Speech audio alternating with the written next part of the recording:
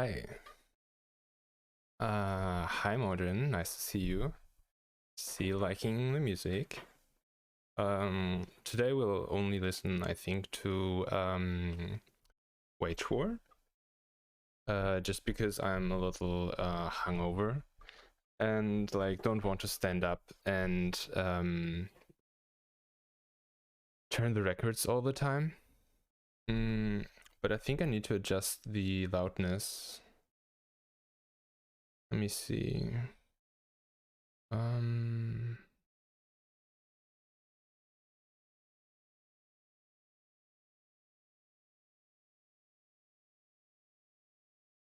Okay, test. I think that's fine there.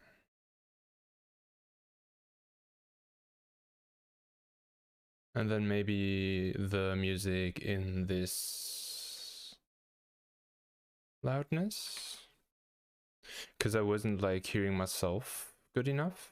Let's see. Should be done with that in a second.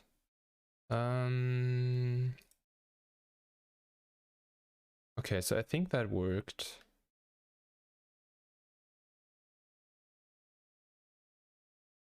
Okay, and then also I changed the bot command, I think. We'll see when that comes up. And I should have linked Twitter now too.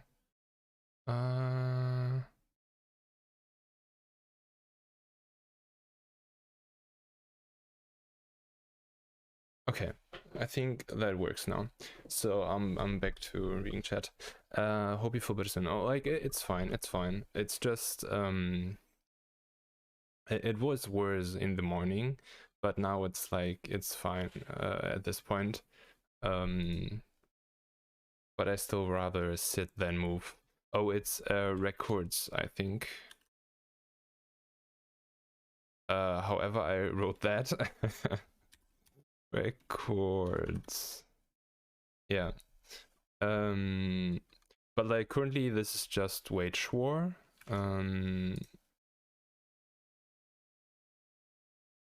Wage War. I think like maybe if I do listen over Deezer, I should be able to also put up a song command, but I need to figure out how to do that.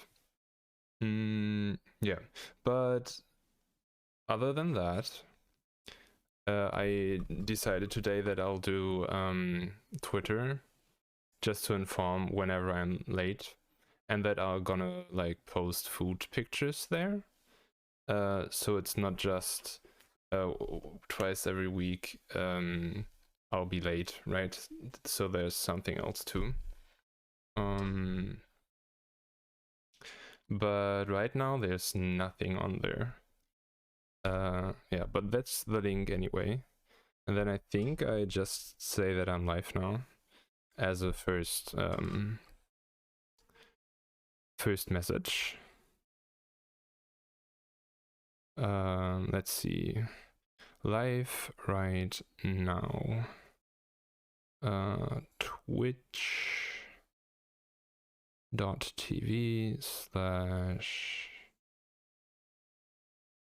or me one. Okay. I wonder how. Okay, there's no location here.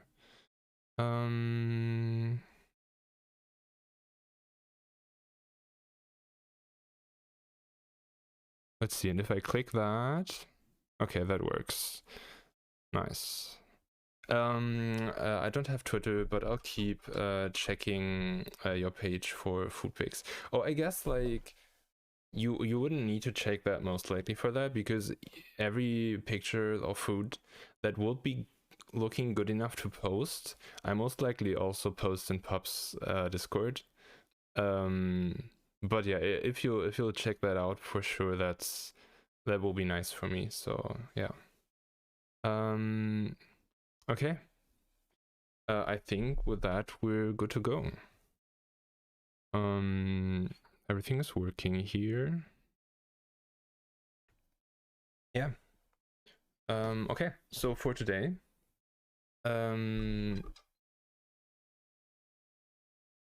as written in the title, we do these 2 chapters here, templates and Labdas, and then see if we do more, because I'm like already quite late today. We'll see how much time I spent with which.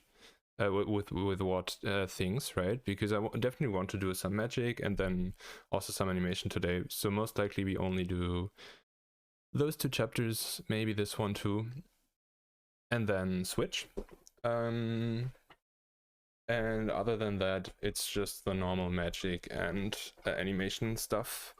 Though, like Sunday, right? So I need to go to bed earlier and cannot stretch out too much. Yeah, and then on Friday I wasn't here because I did like the first time taxes, which was really annoying and took me like the entire day. But I think for the next weeks I'll be hopefully on time, but definitely there for Friday and Sunday. Yeah, so I'd say we start. Okay. Oh, Morten, how, like, I know some things about your trip already, but like in total, you love that, or were there some things you didn't like? And do you like already want to go back and like work there in person all the time? Because like it sounded so nice from what you've written, and like a really nice trip and fun.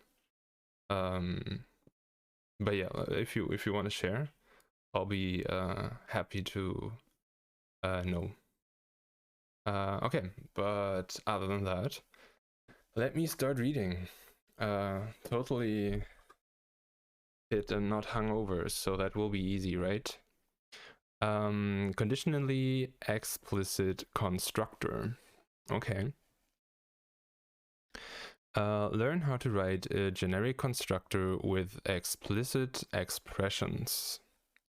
The improvements to templates make C++20 more consistent and therefore less error-prone when you are writing generic programs. Introduction. Sometimes you need a class that should have constructors accepting different types. For example, you have a class variant wrapper that holds a standard variant accepting various types as follows. Variant wrapper, standard variant, bool char int double float string my variant. The trip was lovely. I had an amazing time there. I do wish I could go back, but hopefully I can soon. Your coworkers are so kind. You miss them. Oh, that's really nice. Like that's the best outcome of that, right? I'm glad for you, happy for you. To have that there, like also with the chance to then go there maybe more often or from time to time.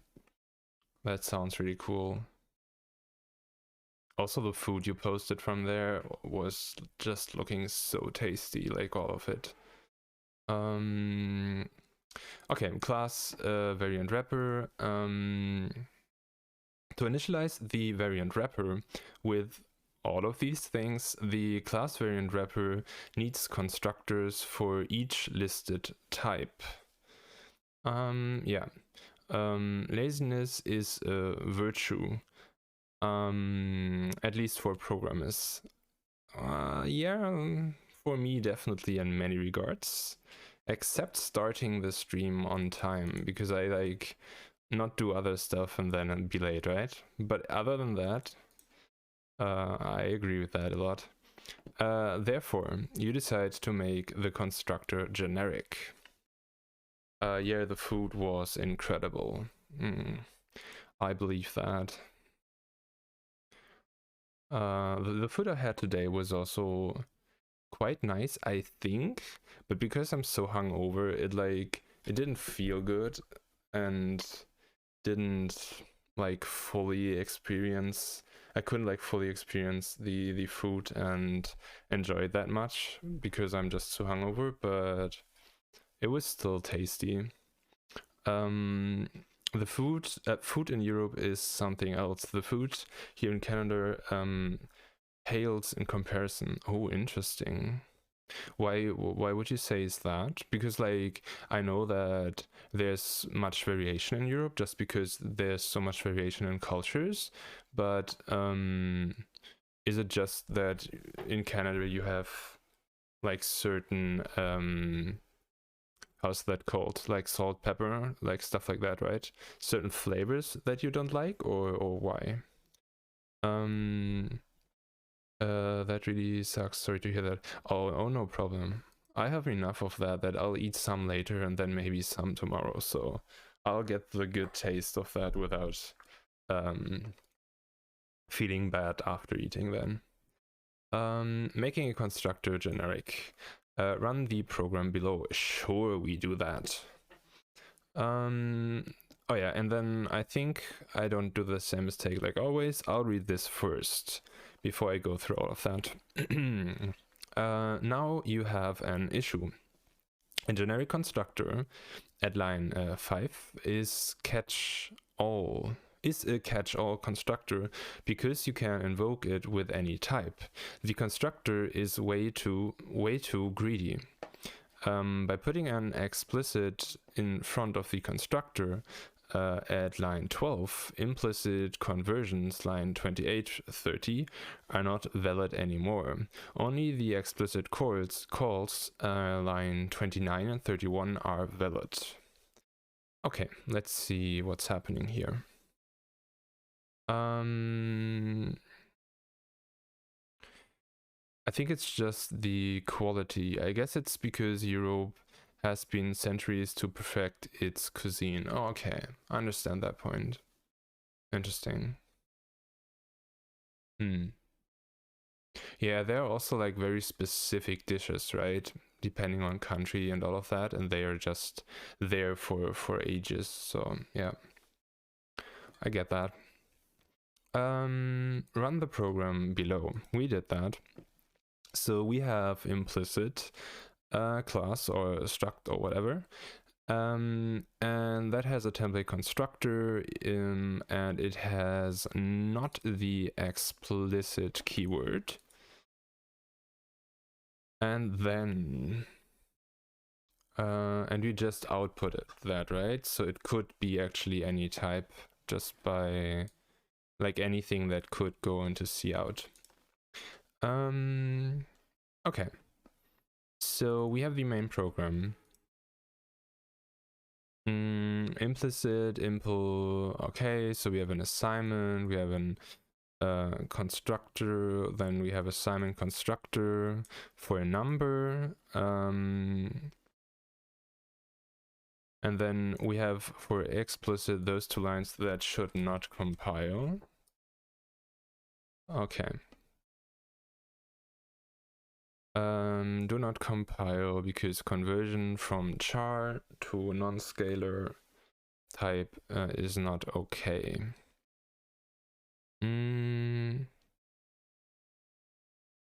Okay. So what I'm wondering currently is what the point here is. Is that like, is it new that we can have an explicit and template constructor? Like, what is the new thing here? Conditionally explicit constructor.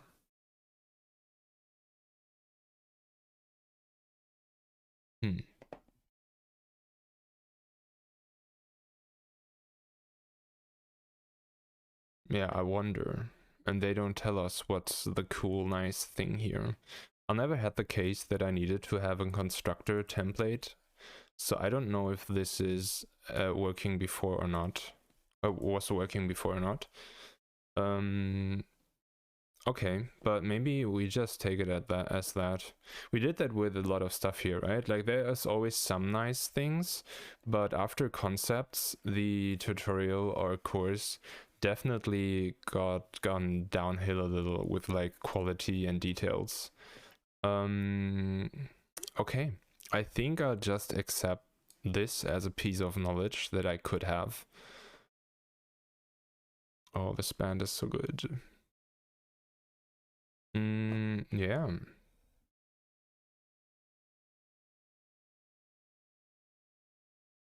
So this seems like a way to enforce this type of writing and not accidentally assigning something, but okay. Yeah, I just take it as that. I'm not quite sure where they were going with that. I love getting my oh, I skipped one message. I didn't. Okay. I love getting my creature spells countered twice in 2 consecutive turns. Oh yeah. I get that. I played with a friend sooner today, who is currently doing like an, how's that called, apprenticeship, in Asia, and like we also had some games. We had like one game where we didn't counter spell our creatures that we played, but I played one, destroyed his creature, and he played one and destroyed mine, and that like took turns for, I don't know, 3, 4, 5 turns. So that was like that then was enjoyable, right? Because I could deny him too. But basically we just did that until our hand cards were gone, and then like slowly develop the board from there. Okay, exercise. We'll see if this is actually the task that will be hard, or like always just some copy paste using some standard functionality. Manage the implicit conversion. Manage to were you both playing black? Yes, we were. I've been playing ranked since last night. Oh, nice. Just got to silver from bronze. Oh, congrats. Like, do you already have some seal you think you'll hit? Or is it just that you just need to play more and definitely go up to like gold and above? Also, we were supposed to play each other sometimes. Oh yeah, true. We should, let me note that somewhere. Or can you just send me like in the Discord DMs your link, not your link, your ID, so I can add you. You want to see how far you can get with rank. Okay. So you're not yet reached the upper limit of the deck you're currently playing. Yeah, like definitely send me. I don't know if it's an invitation code or an user ID or something, so I can add you in Magic, right? Manage the implicit conversion. Manage to support the implicit conversion to only one specific type. Okay. Challenge. Define a type, my bool, which only supports the implicit conversion to bool. Try to solve this question below. Feel free to view the solution in the next lesson after giving it a few shots. Good luck. Hope you're able to solve the challenge. Let's copy that code from here.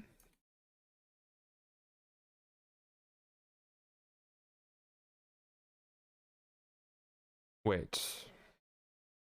A type which is only supports implicit conversion to bool. But then what should this function do? Oh, this is then my bool. Okay. So we do my bool. Then we explicitly do everything here, and then I wonder if this is even related to the thing before. But if that is the case, then I'll just say we do... Oh, also nice song. Oh no, like bool, right? Implicit... Okay. Like this would be what I expect depending on their task. On the previous exercise, but I'm not sure. Then I also don't know why I should need that.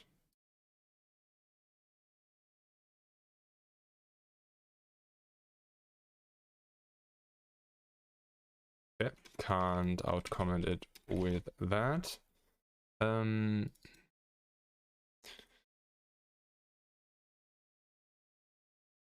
Like I also get like from the description, I would expect that I should like do things like assignment operator and stuff like that, right? I could do that, and then that would work. But I'm not sure if that is what they want here. So let's say let's just run it, see what it gives, and then we look at the hint, because I'm not sure if this is what they want. And then we say that this is implicit, so we know the difference of which method was called.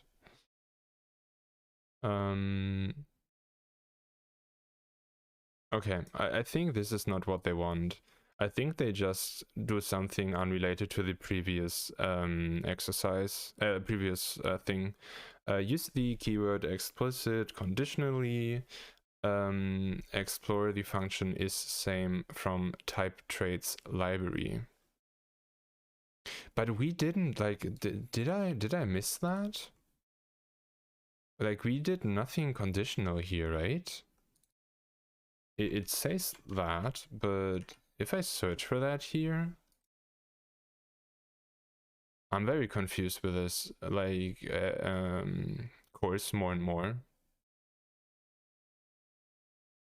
Like, what does this conditional thing mean? We only have that. There's nothing we learned here otherwise.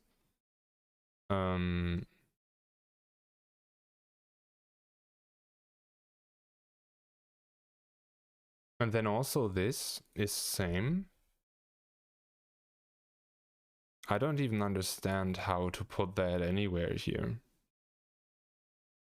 Like I could do like T, and then with the, like we did with the constraints, we could do like requires, and then maybe is same T bool, something like that. But I don't know the exact syntax, so I would need to check that. And then with that, maybe we do something. But I'm not sure if that is what they want. So I think I'll just look at the solution.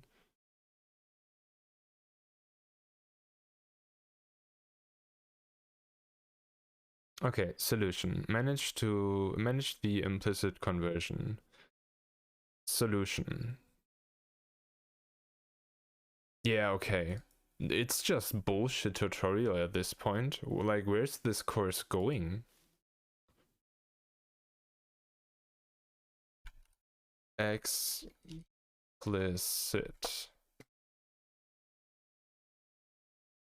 Yeah, we have no explanation of the no explanation of the actually conditional explicit keyword. How should I come up or know that I can do type checks in parentheses for that? But okay. We like have this platform for this month still, so I'll do this tutorial and finish it, but maybe we just skip through things a little more from time to time, because I think I could have Googled, right, and then checked how do I do explicit conditional stuff. But okay. Let's see. They have that. They say that it's not is same t-bool value. Okay. So we were actually close. We were actually close with this solution in the sense that I wanted to. Oh, I didn't save that. I didn't save that. That I wanted to like put requires here, right? And then is same with a type. Right? That was what I thought about. And then this is quite similar to that, I guess. Which means that, okay, so then also the new thing is this conditional explicit keyword, which wasn't there before. Okay. Let's read the description here. The explicit expression guarantees that my bool can only be implicitly created from a bool value. The function is same is a compile time predicate from the type traits library. A compile time predicate such as is same is evaluated at compile time and returns Boolean. Consequently, the implicit conversions from bool line 16-19 are possible, but not the commented out conversions from int and C-string 2021.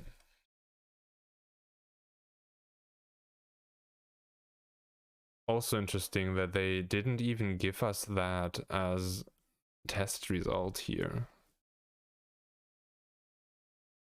Right? Like, where are those two lines here? That would have helped also with understanding, but yeah, I don't know. Okay, yeah, no implicit conversion here, no implicit conversion there. Okay, fine. Let's continue. That was quite an annoying task, or like badly set up to understand that. Non-type template parameters. Get introduced to non-type template parameters. C++ supports non-types as template parameters. Essentially, non-types could be integers and enumerators, pointers or references to objects, to functions, and to attributes of a class. Standard null pointer t. Okay. I wonder what then a type is, if that's all a non-type. Typical non-type template parameter. When I ask the students in my class if they ever used a non-type as template parameter, they say no. Of course, I answer my tricky question and show an often used example for a non-type template parameters. Okay, array int 5. Okay. So not an integer as int, but an integer in number. Okay. Constant 5 is a non-type used as a template argument. Okay, I get that. Since the first C++ standard, C++ 98, there has been an ongoing discussion in the C++ community about supporting floating point template parameters. Now we have them and more. C++ 20 supports floating points, literal types, and string literals as non-types. Okay, interesting. I never, like for template classes I created, I never needed those non-type parameters. So I'll be eager to find out in which like use case they will be helpful. 1 second.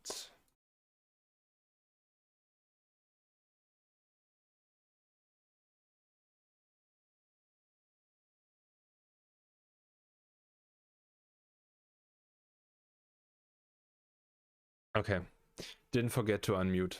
That would have been annoying than rereading everything, right? Okay, floating point points and literal types. Literal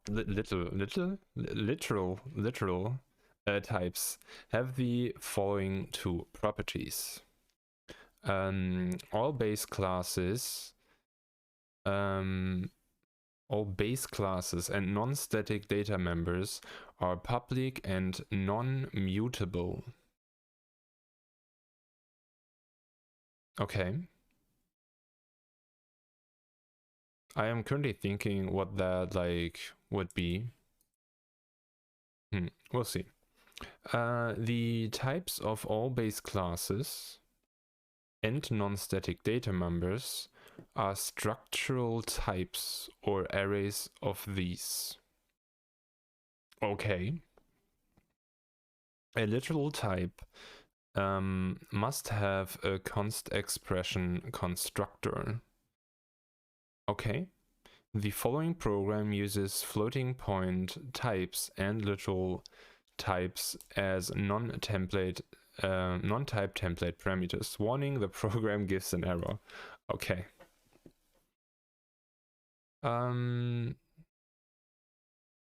Okay, so we have a class type here. Just a struct const expression initialized constructed. Okay, then we have template method returning that type. Then we have a template using double.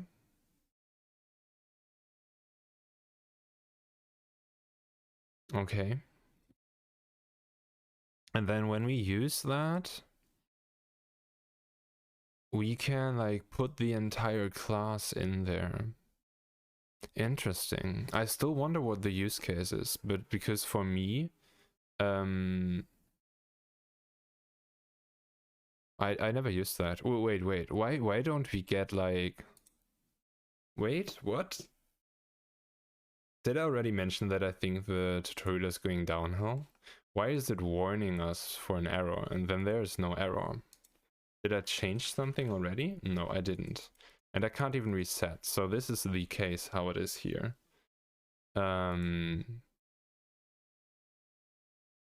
Not sure what you're laughing at, but I'll definitely laughing at this tutorial at this point.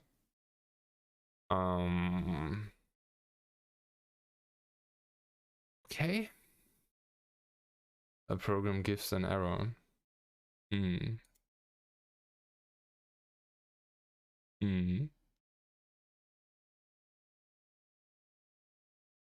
Yeah, exactly, but it succeeded.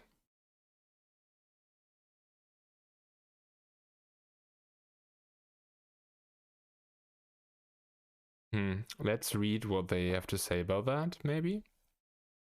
Class type has a const expression.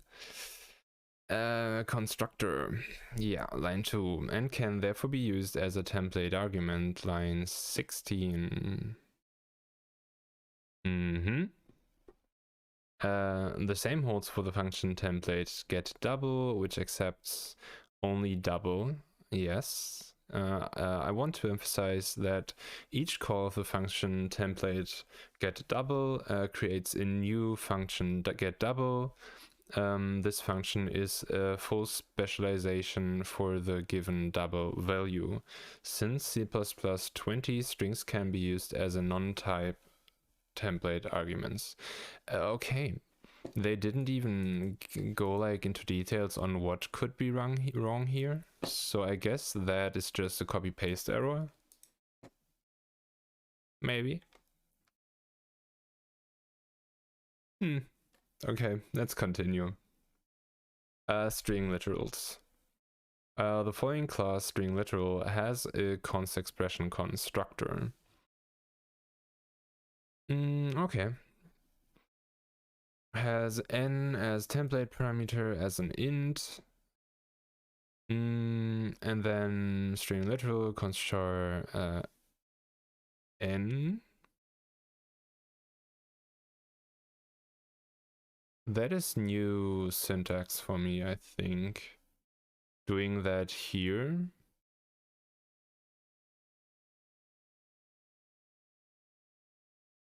Like, this is just the type definition, right? And then it should be a reference. But then putting that here, I never seen that used that way, I think. But okay.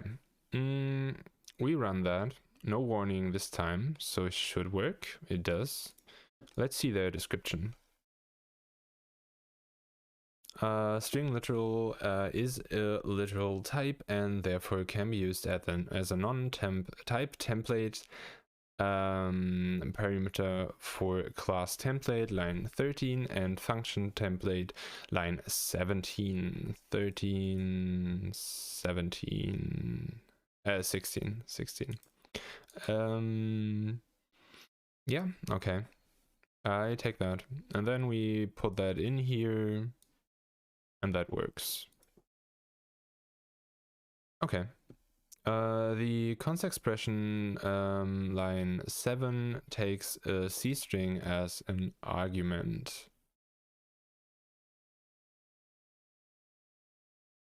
Yeah. Okay. So when we create that one, we have this.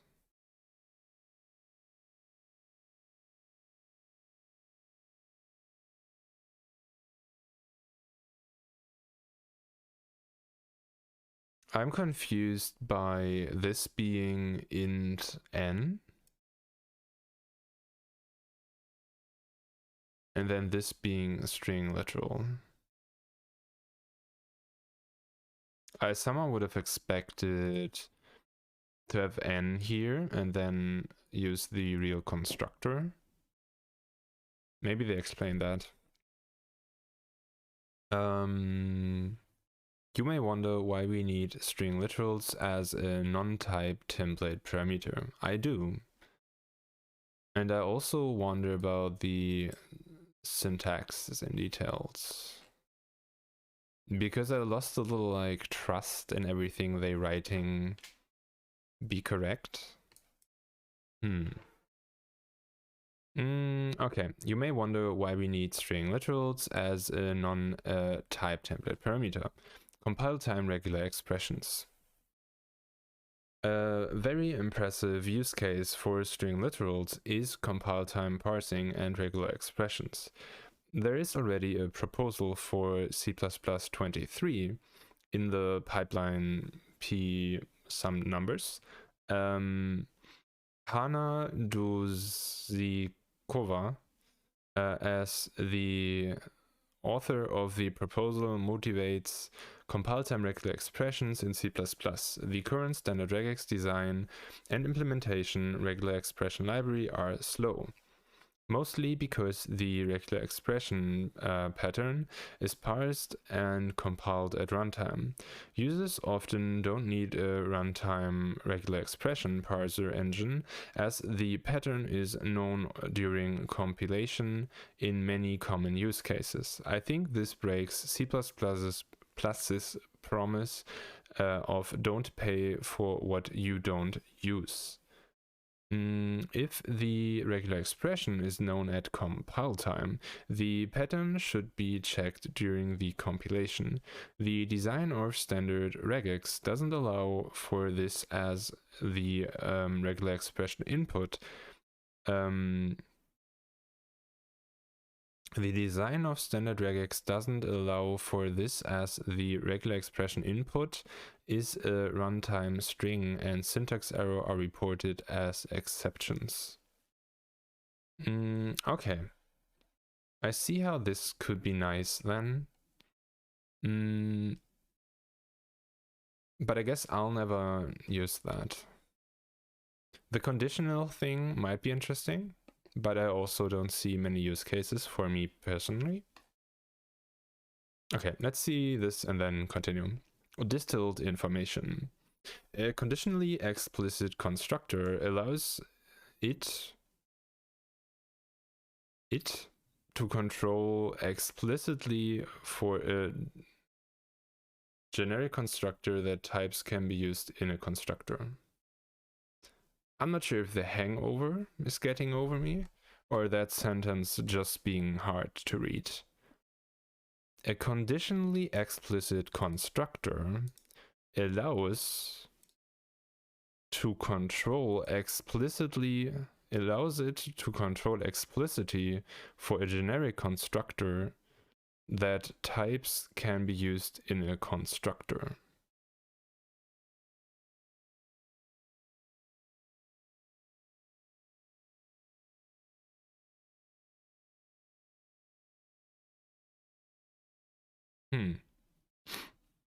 Okay. I guess yeah, sure.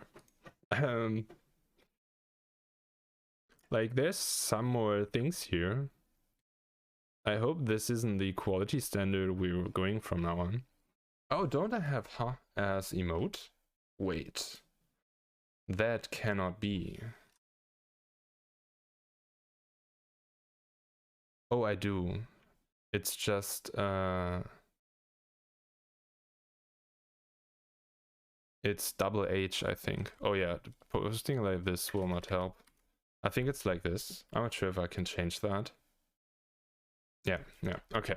I was wondering because like that is one of my favorite emotes. So not having that would have been strange.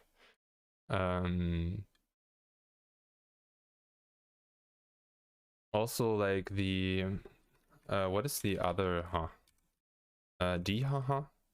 Like this one too. I just those two are like definitely much used because they're so versatile, right?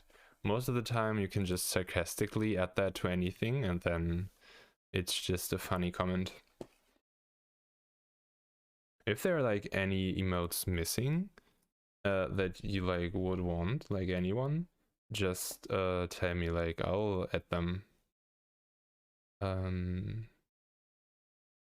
Yeah, I think I have like those that I actually want to have on the channel, all them in Better Twitch TV, but then everything other than that, I can just add to 7TV, right? So yeah. Oh yeah, happy thumbs up, cat. And I think we also have the yeah, we also have the sad one. Okay, we just accept that sentence as strange and continue, I think. C++20 supports floating points as non-type template parameters. Okay.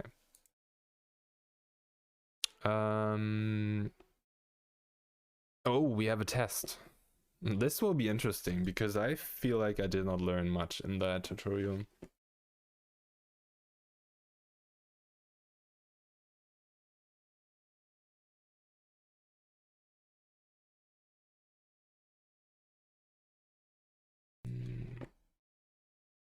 Setcad. Do you have a link for that?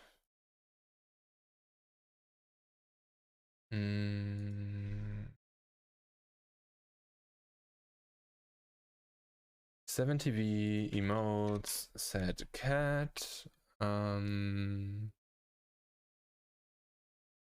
Oh yeah. Both of them.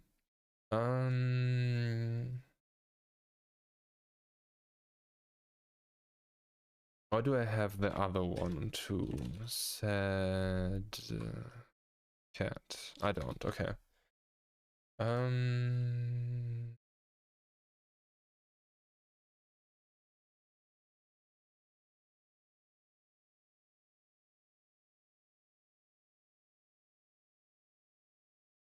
Okay, should be added now both. Yeah, my better Twitch emotes are like full, so I can't add more there. Okay.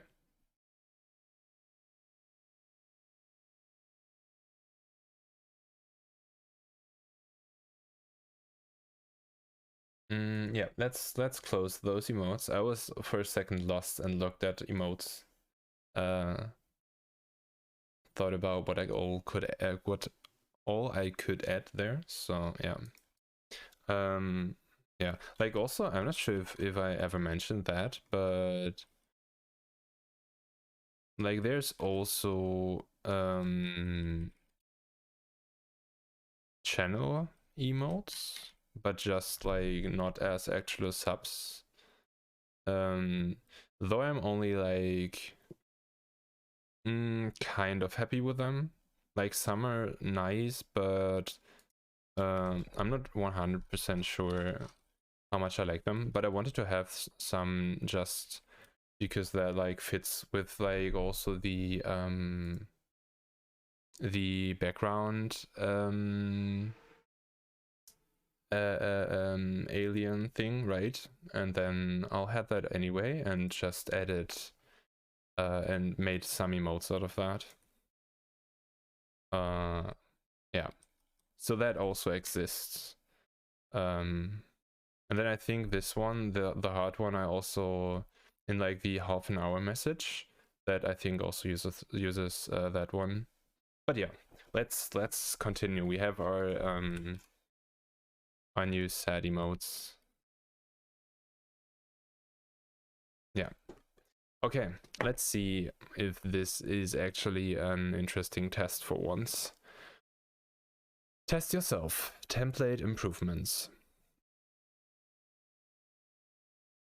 Attempt the following quiz to test your understanding of the template improvements brought by C++20. Choose the possible correct answers. 1. Oh, it's just strangely aligned, I think. Okay. 1. For the following expression, explicit, yeah, we know that already. The implicit conversions from int are valid. Yes, because we have everything that is not int is like explicit and disallowed. Okay. For literal types, all the base classes and non-static data members are private, public, and non-mutable. Public. Okay. A literal data type must have a const expression constructor. Okay, that was like actually a fine test, because that were some details I would want to remember from that, but still not a tough one or something like that. Okay, let's see what's next. Template parameter for lambdas. Discover different types of lambdas in C++. Okay.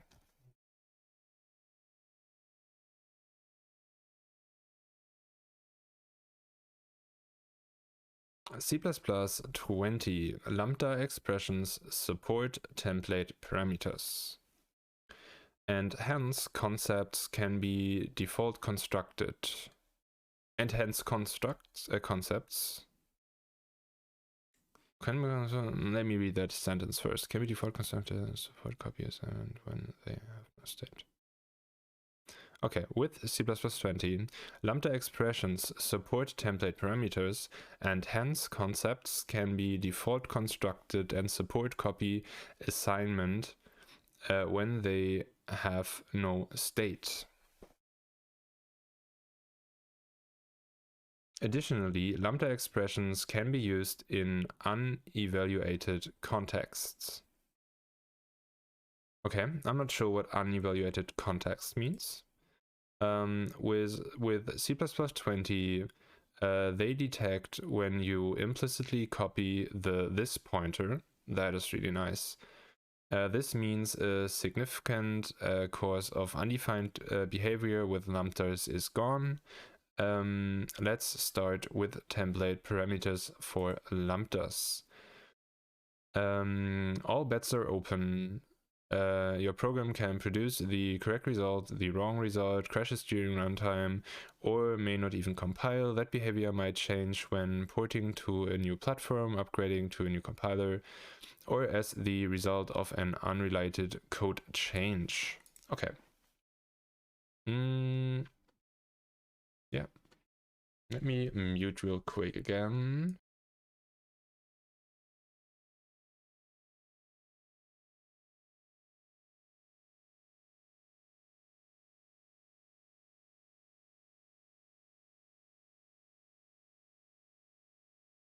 Okay. The subtle difference between different lambdas. Admittedly, the difference between lambdas, type lambdas, C++11, generic lambdas, C++14, and template lambdas, template parameter for lambdas in 20 are subtle. Okay. Okay, there's the message that I changed earlier. Okay, I think that worked. And then I guess this is clickable. It is. Okay. Nice. Now I only need to actually post things there. And then also make food. I don't want to post food pics, but food pics, right? Make good food pics to post there too.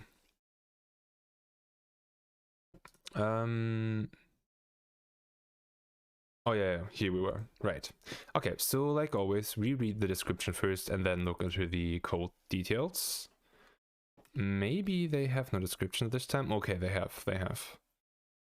This is a lot. Maybe we should actually look into this. Let's run that. Okay.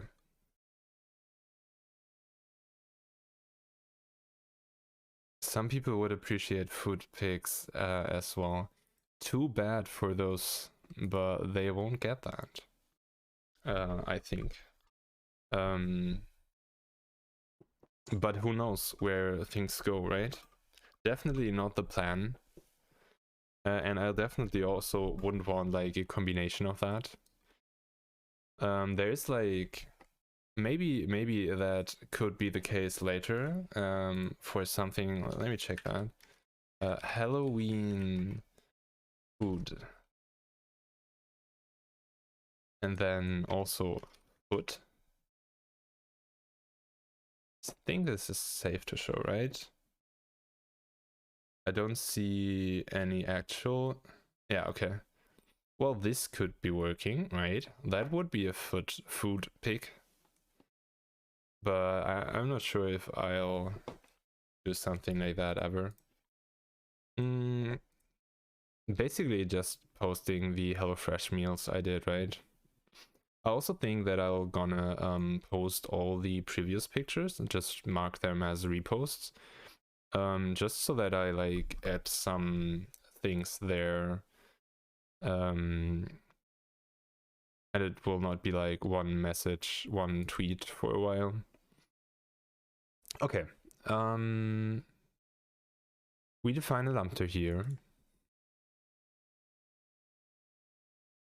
We have the types specified. Then we have a generic version with auto, which now with the new C++ will just be template. So this will be nearly the same as the last one, except that we here can have two different types for first and second. And here those would need to be the same type. Okay, and then the third one.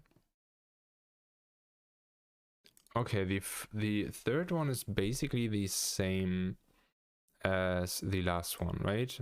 So it's just copying the type of first to second. Okay, and then we just, I guess, fill that, right? Yeah, okay. We just put a bunch of stuff in there.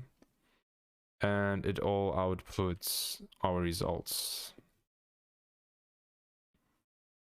The last one is interesting.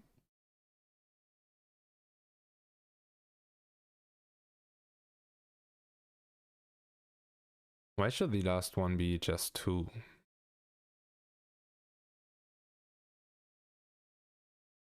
Okay. Maybe the output is cut off and there's a limit in lines that can be outputted or something like that. Let's see. No. Okay. If anyone has an idea why there's just a 2 for this one, let me know.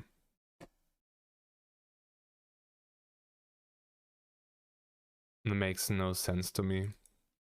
Okay. But this is concatenation, right? So maybe the interesting parts will be why those two are not committed.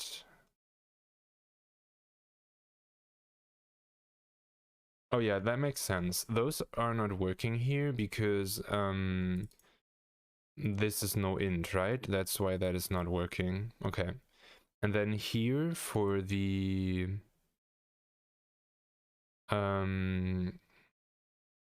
template version, this one, we need to have the same type, right? And that's why this is not working.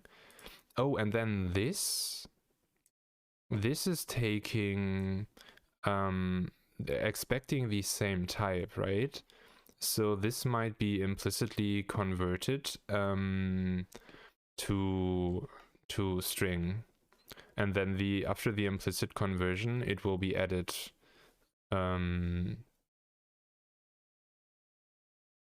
Let's run that again.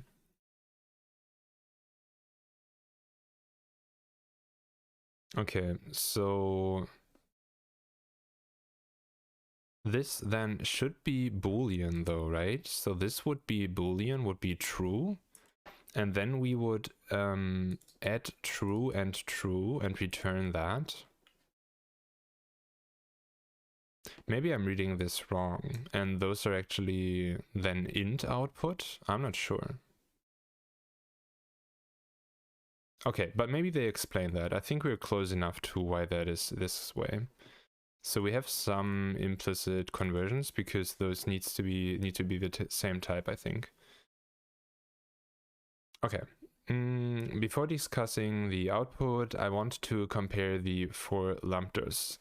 Sum int version 11, type Lambda accepts only types convertible to int. The 14 version generic Lambda with the auto keywords accepts all types. Then the next of 14 generic Lambda, the second type must be convertible to the first type. Okay. Must be convertible. So this will actually be converted to bool then.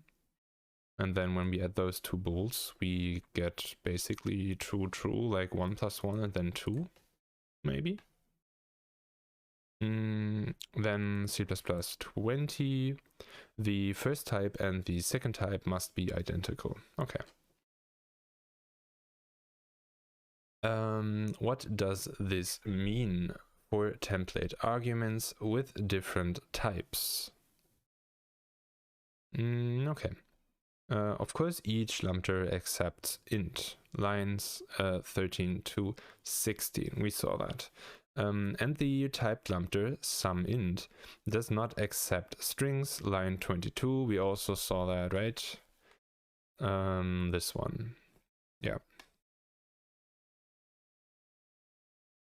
Invoking the Lambdas with the bool true and the int 2010 may be surprising. 29 to 32. Yes.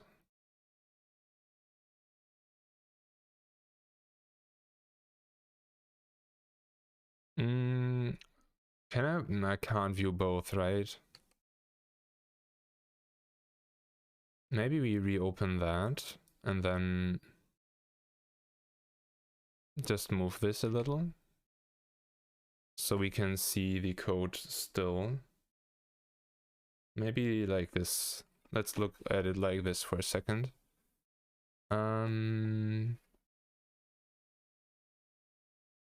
Okay. Returns 2011 because true is an integral promoted to int. Okay, yeah, that's like 1 plus 20 or 2010. Then for the next line, it's also the same because true is an integral promoted to int. There's a subtle difference between some int and some gen, which I'll present in a few lines, okay? And then the interesting one, some deck returns 2. Why? This type of the second parameter, sec, becomes the type of the first parameter first. Thanks to declare type first second. The compiler deduces the type of first and makes it the type of second. Consequently, 2010 is converted to true. In the expression first plus second, first is integral promoted to 1. Finally, the result is 2. Okay. So it was what we like expected there. And then the last one is not valid because the types must be the same. Okay. A more typical use case for template Labdas is the use of containers in Labdas. The following program presents 3 Labdas accepting a container. Each Lambda returns the size of the container. Lambda generic, Lambda vector, Lambda integral. Let's run that and read. Lambda generic line 7 can be invoked with any data type that has a member function size. Let's see.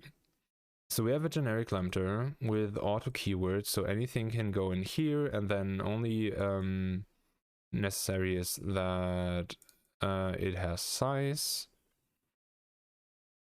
Then for the next one, it must be a vector. Okay, and then for the last one, we define that it's in vector, and that vector is data with the concepts that are new in C++20 should be integral. Okay. Got that. Function lambda vector is more specific. It only accepts a vector. Function vector integral. Line 9 uses C++20 concept, standard integral. Consequently, it only accepts a vector using integral types such as int. To use the concept standard integral, I have to include the header concepts. I assume the small program is self-explanatory. It is. Okay. I wonder what those lines are.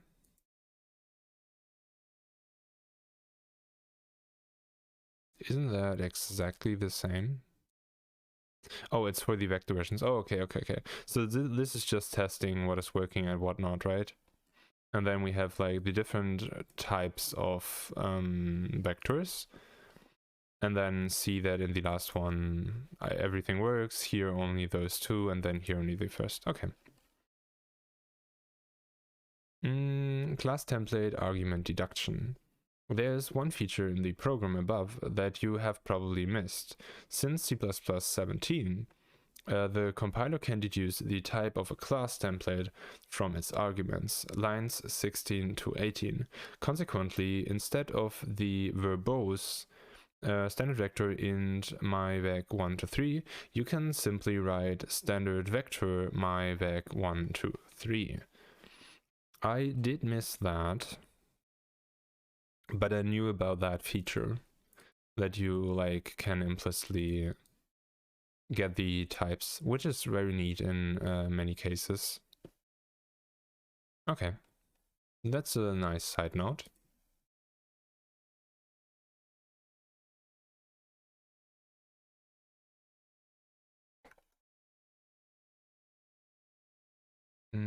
Which song is this? Dead Weight. Okay, I see, I see.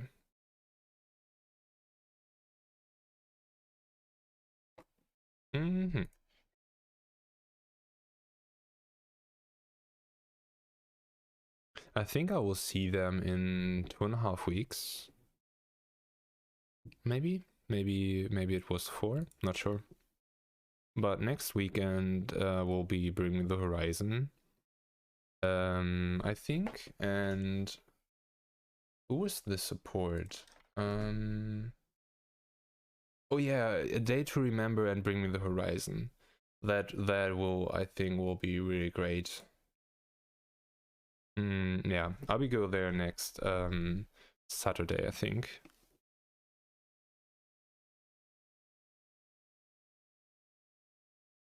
Okay, let me drink something and then we'll continue.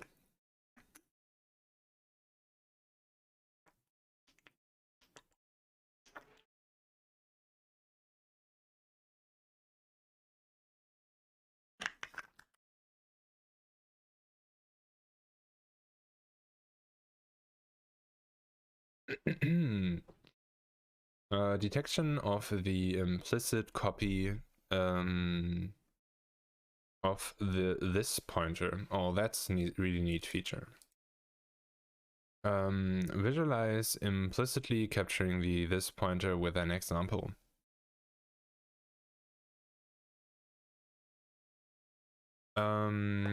Implicitly capturing the this pointer. I love how that's repeated so often, and every time I read that. Anyway, C++20 compiler detects when you implicitly copy the this pointer. Implicitly capturing the this pointer by copy can cause undefined behavior. Wait.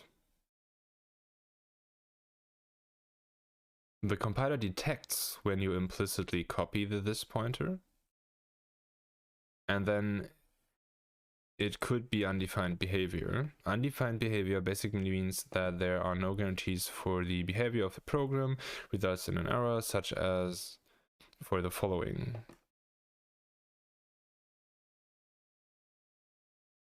Oh, I understand now. It's not that they fixed that you never need to write this, but what they actually did is like detecting and forbidding implicit capturing.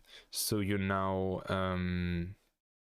okay, you now get informed that that is the case and then can fix that. Okay, nice. I think I like that even more than before.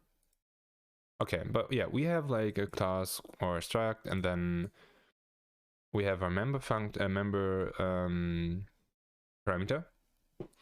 And then this needs this pointer in the capturing to work. Okay.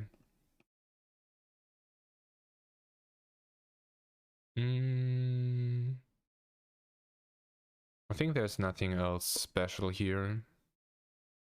Okay. But at least, like, well, they didn't even warn us that this program will not work. Maybe that's where they wanted to put the warning that did nothing. Oops. Do you spot the issue in the program we did? The member function foo, line 5, returns the lambda, having an implicit copy of this pointer. This implicit copy is no issue in line 15, but it becomes an issue at the end of the scope. The end of the scope means the end of the lifetime of the local lambda. Consequently, the call lam 22 triggers undefined behavior. That's why C++ compiler issued a warning. Line 22.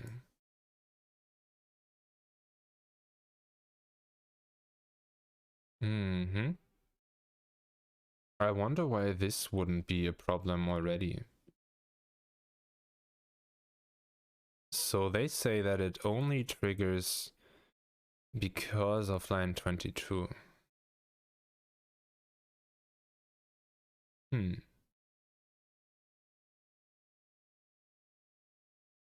think it doesn't matter though what the details here are. I get that one. I think it's nice to have. It's nothing I need to remember, right? I'll just get that warning when I misdo that.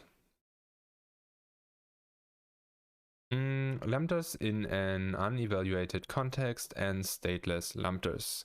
Explore more about lambdas C++20.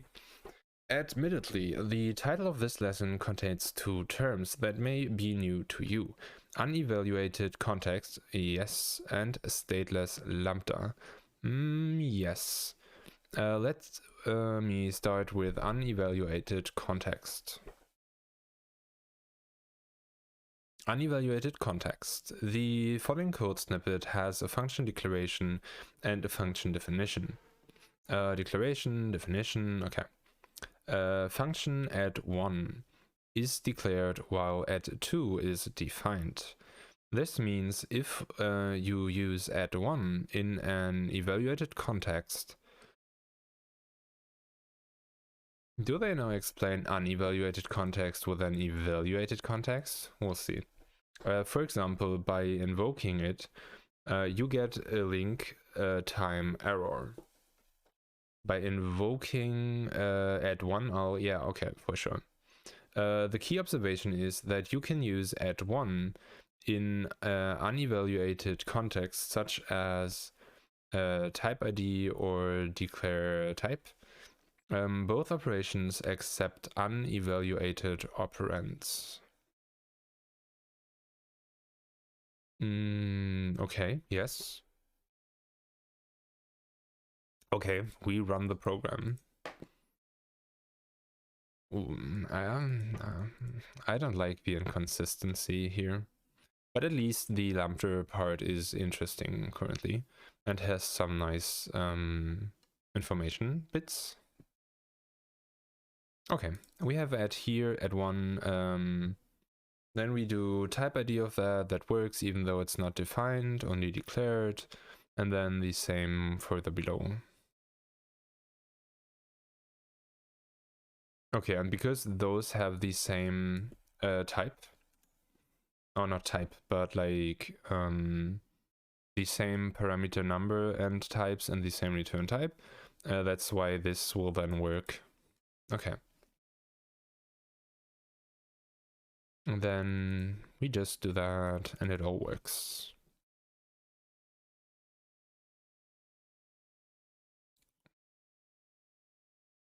Where does that fee come from?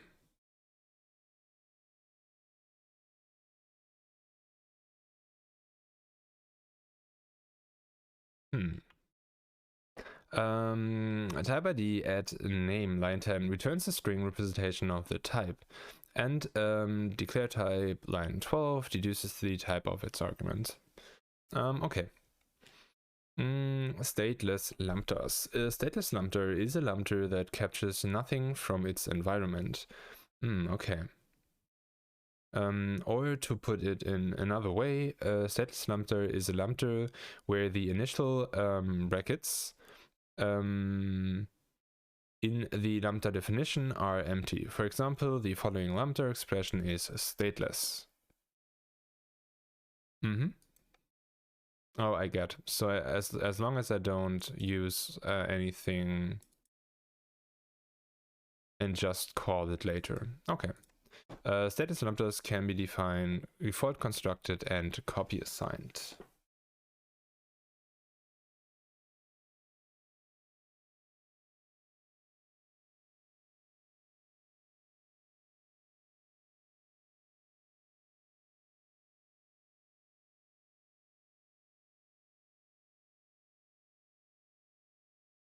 Okay. Yeah, I'll take that. That's nice to know. And then our goal was... Oh no, that's already the goal. Okay. Just use lambdas in that context. Okay. Adapting associative containers for the standard template library. Before I show you the example, I have to add a few remarks. A container standard set and all other ordered associative containers from the standard template library, map, multiset, multimap, by default use the function object standard less to sort the keys. Standard less sorts all keys lexicographically. Okay, I think I was right. In ascending order.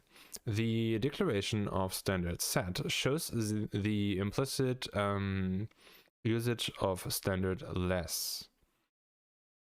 The declaration of standard set shows. Okay, here, okay.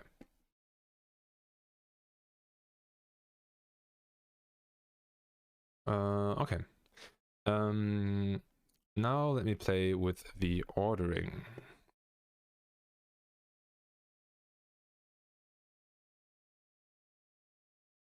Yeah, let's read first and see if we understand that without seeing the code. Set 1, line 15, and set 4, line 36, sort their keys in ascending order. Each of set 2, line 23, set 3, and set 5 sort its keys in a unique manner, using a lambda in an unevaluated context. Okay, let's see. We have a print function that just outputs. Okay. Then we have our sets. And then we create a set. Oh, I see. And then here we define how the lambda needs to look like. Okay. And then do we do the same here? Is it like, it's not the same. Okay, and then here we compare the size of them. And here we compare the absolute values. Okay, interesting. I wonder what that is for, like the declare type thing here. I would have expected that to not be necessary, because now this should only be the type, right? And not actually do something. But it does, so I'm not sure how that syntax works. The using keyword line 18 declares a type alias, which is used in the following line 23 to define the sets. Creating the standard set causes the call of the default constructor of the stateless lambda. Let's see. Using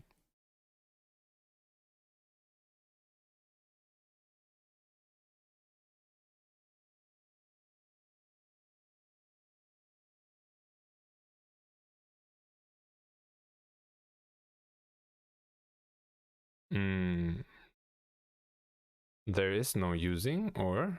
Oh, there it is. Okay, I didn't spot that. Okay. Using. Okay, set decreasing. Yeah, but that's just type redefine of this, right? They could have just put that before this one. Okay. So this is just some information. It's not the essential part here, right? Okay, in the following line, defined the sets. Creating the standard set causes the call of the default constructor of the stateless lambda. Okay, so this is working because it is default constructible. Interesting. So basically we give the information which type we want here. Like with this one. Oh, not which type, but which function declaration. And then because of the default constructibility, that then gets created when it's needed. That's interesting. I wonder if there are any benefits doing this instead of like using some other way to get that in there. Okay. When you study the output of the program, you may be surprised. The special set 3, which uses the lambda for the length comparison as a predicate, ignores the name Dave. The reason is simple. This one. The reason is simple. Dave has the same size as Herb, which was added first. Sets supports unique keys, and the keys are in this case identical using the special predicate. I see. If I had used multiset, this wouldn't have happened. Okay. That makes sense. I wish they would give me the reason what like the benefit of this is over other things. But it's nice to know that you can do it like that. Distilled information. With C++20, lambdas can have template parameters. In addition, lambdas detect when this pointer is implicitly referenced. Okay. Let's do the test. 4 questions this time. Attempt the following quiz. Test to understand lambdas, improved. Identify true statements in C++20. Expressions. In C++20, lambda expressions support template parameters. I think that is true. In C++20, concepts support copy assignment when concepts have no state.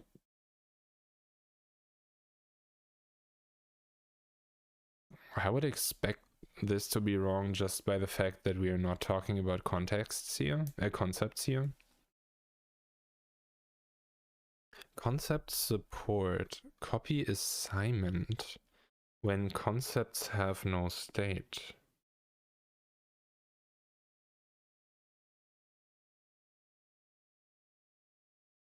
I have no idea.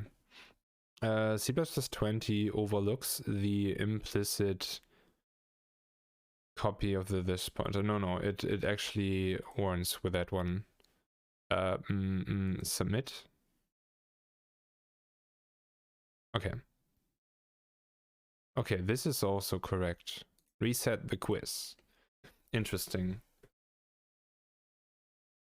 Did we learn this in this lesson? Not sure. Okay, but I'll take it.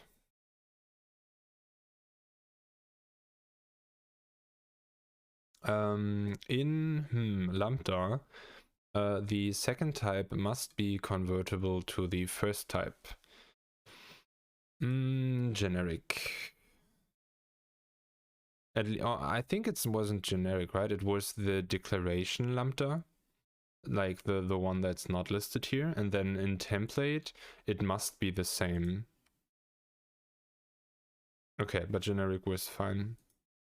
Okay. Continue. The first and the second type must be identical. That's template. Though that's not 100% true, right? Because I could do a template with like two types, and then it would work. Identify the stateless lambda. The one without something in the brackets. Okay, it's been a while since I did not get all answers the first try. But then also the concepts question felt a little out of place to me. Not sure. Let's see how much this is. Do I want to do that now? Or do I want to switch to magic? I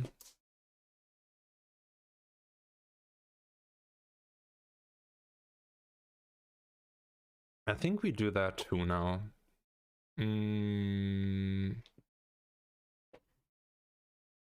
Because only the second one is longer. Okay, let's do that like more quickly. Introduction to attributes. A brief introduction to attributes that come with C++20. With C++20, we get new and improved attributes such as discard, no discard reason, likely, unlikely, no unique address. In particular, no discard in a reason can be used to explicitly express the intent of your interface. So I never used them. I think you use them to give the compiler hints to produce better things. But yeah, not better things, but can better optimize because you give additional information that is unknown otherwise. Attributes. Attributes allow the programmer to express additional constraints on the source code, or give the compiler additional optimization possibilities. You can use attributes for types, variables, functions, names, code blocks. When you use more than one attribute, you can apply each one after the other. Function 1, example, code below. Okay, function 1. Or all together in one attribute separated by commerce function 2 as follows. Or separate or commerce separated. Okay. Attributes can be implementation-defined. Attributes can be implementation-defined language extension or standard attributes, such as the following list of attributes C++11 to C++17 already have. No return indicates that the function does not return. Carries independency indicates a dependency chain in release consume ordering. Deprecated indicates that you should not use the name. Fall through indicates that a fall through in a case branch is intentional, maybe unused, suppresses compiler warnings about used names. Okay. Let me drink something.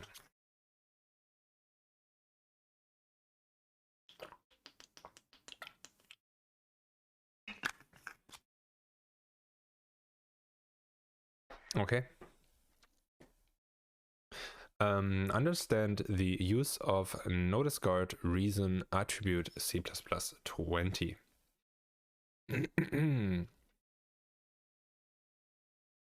C++17 introduced the new attribute no discard without a reason. C++20 added the possibility to add a message to the attribute. Oh, I see. Let's run this.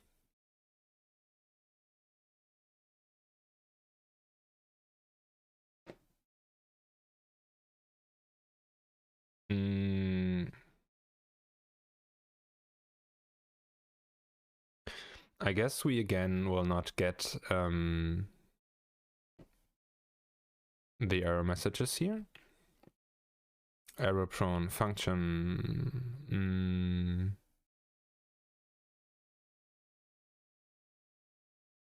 Yeah, let's just read and see what they describe here. Thanks to perfect forwarding and parameter packs, the factory function create line 7 can call any constructor and return a heap allocated object. Line 7.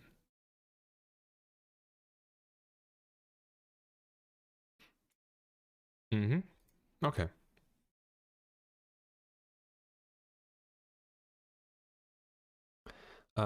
Here, okay.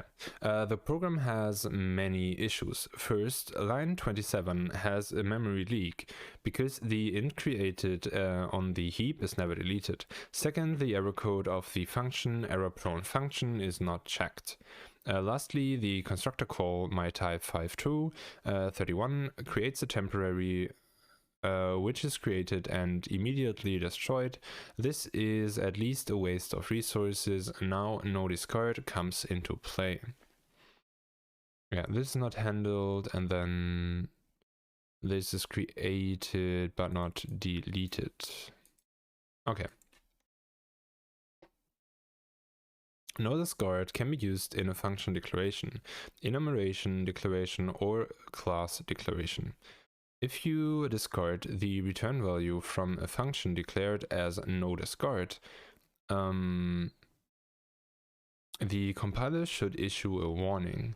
The same holds for a function returning a copy, an enumeration, or a class declared as no discard. If you still want to ignore the return value, you can cast it to void. Do I understand that? Yeah, basically I think whatever comes back is not allowed to be like unused, maybe, to put it that way. We'll see. Use of attribute no discard in C++ 17. Let us see what this means. In the following example, I use C++ 17 syntax of the attribute no discard. Warning, the program will give an error message. Do we get one, though, is the question. It didn't work before at some point. Okay, it worked.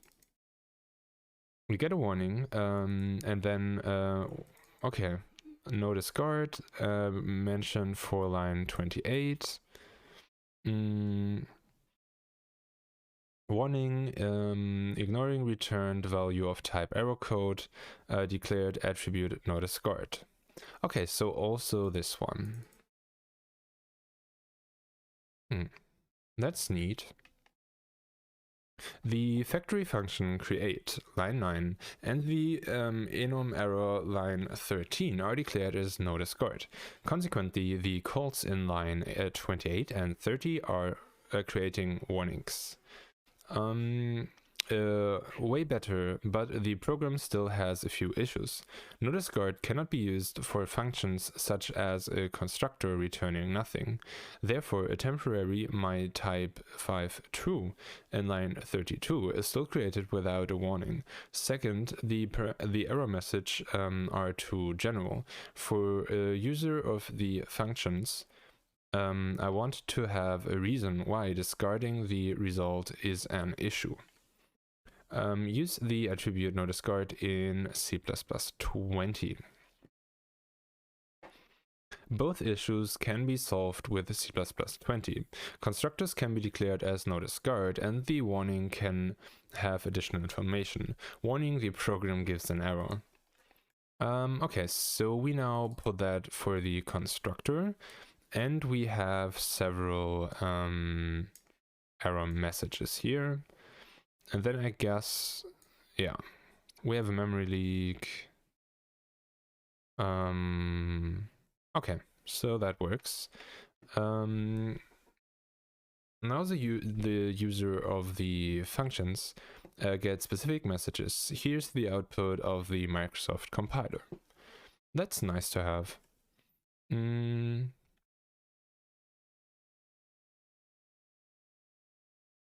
I think I should recall that and then actually try to use it. That seems like very neat way to make the code safer. I wonder though why that is like in the attribute type space and not solved differently.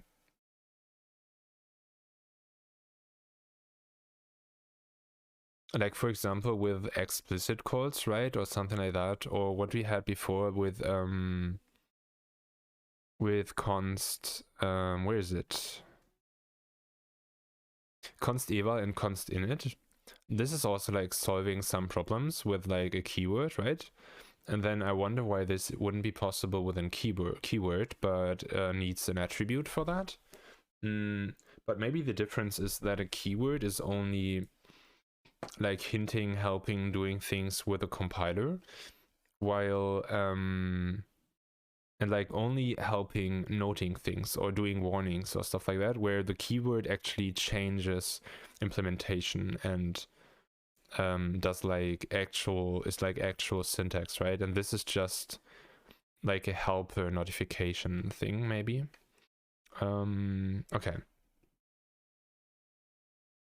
The issue with a standard async. We'll see if that is just a jump off topics. Many existing functions in C++ could benefit from the noDiscard attribute. An ideal candidate is the function standard async. When you don't use the return value of standard async, what you intend as an asynchronous standard async call implicitly becomes synchronous. I think because you automatically join that, right? Or something like this. What should have run in a separate thread behaves instead as a blocking function call. Read more about the counterintuitive behavior of async in my post, The Special Futures. While studying the noDiscard syntax on C++ reference noDiscard, I noticed that the declaration of standard async changed with C++ 20. Here is one. Okay, so that is now noDiscard. Async. Okay. Standard future return type of promise standard async is declared as noDiscard. Okay, so I think it's something else than, like I said, async and that you join the thing, right? I think that was something else where you need to auto join or not join, which they mentioned before. This is definitely something else here. And I'm not sure, and I'm not interested in reading this right now, but there seems to be something else with the future, why it would not be in a separate thread. Okay. Yeah, take that.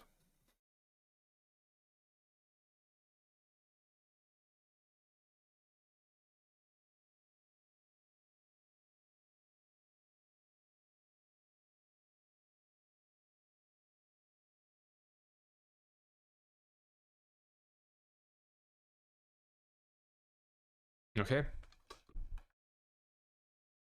2 more to go. The likely and unlikely attributes. Get a brief introduction to likely and unlikely attributes in C++ 20.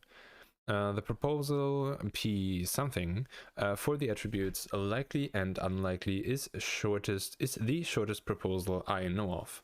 To give you an idea, below is an interesting note to the proposal. The use of the likely attribute is intended to allow implementations to optimize for the case where paths of execution, including including the keyword, are arbitrarily more likely than any alternative path of execution that does not include such an attribute on a statement or label. The use of the unlikely attribute is intended to allow implementations to optimize for the case where paths of execution, including it, are arbitrarily more unlikely than any alternative path of the execution that does not include such an attribute or statement or label. A path of execution includes a label if and only if it contains a jump to that label. Excessive usage of either of these attributes is liable to result in performance degradation. Okay. In summary, both attributes allow for giving the optimizer a hint regarding the path of execution expected to be more or less likely. Okay, I think this is straightforward. Likely. Okay, and then the else path isn't likely. Okay, that's interesting.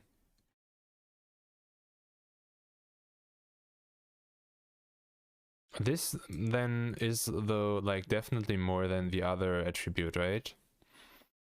Yeah, I think I don't quite understand when something why something should be an attribute or rather keyword, but maybe that's implementation detail on attributes or basically just inputs for the compiler rather than full level language syntax.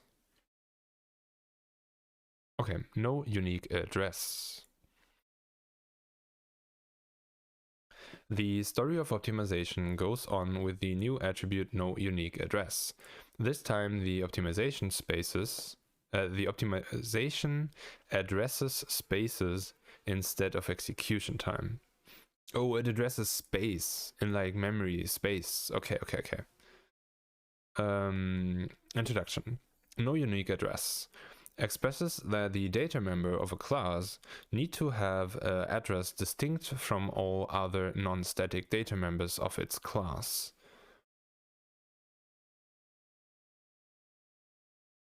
Expresses that this data member of a class needs to have an address distinct from all other non-static data members of class. Let me see. Okay, so this will have distinct address from that one. Okay, and this has one address. Okay. Consequently, if the member has an empty type, the compiler can optimize it to occupy no memory.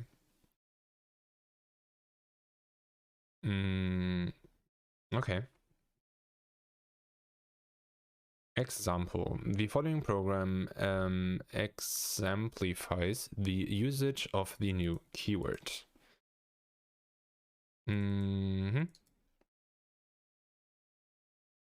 Okay, so we create those two types and then we compare their sizes.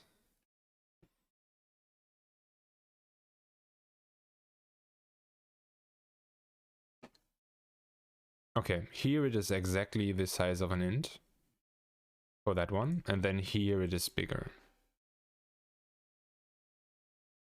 Okay. I wonder though when I would use the empty keyword or a type. And then below we get different addresses. Okay. And here it is the same. Okay. A class non-unique address has a size equal to int, but not the class unique address. The members D and E of unique address, lines 36, 37, have different addresses, but not the members of the class unique address. So maybe they are like stored after another or something? Like I don't see the use case for this because I never used that. But good to know, I guess. Let's see, distilled information. Maybe here they give a little more hint. C++20 supports a few new attributes. No discard a reason can be used in various contexts to check if the return value of a function is ignored. Likely and unlikely enables it to give the compiler a hint of which code path is more likely to be executed. Thanks to the attribute no unique address, data members of a class can have the same address. Okay.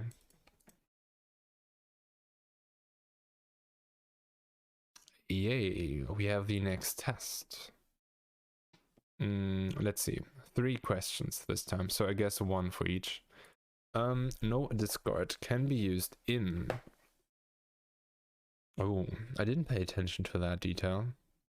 I know that now also the constructor is possible. I think all of them. Okay. Easy. In C++20, notice guard. Okay, not one question for each, I see. Cannot be used for functions such as a constructor returning nothing. That is false because it is now possible. Cannot be used. Double negated, so it can. Okay. Due to the attribute no unique address, data members of a class can have address the same, though we don't know where this will be helpful, but yeah, why should they explain that to us? I hope you did well on this quiz. We did. Okay.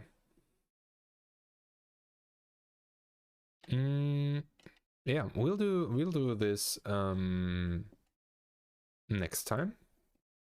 And now switch to Magic, I think. 1 second.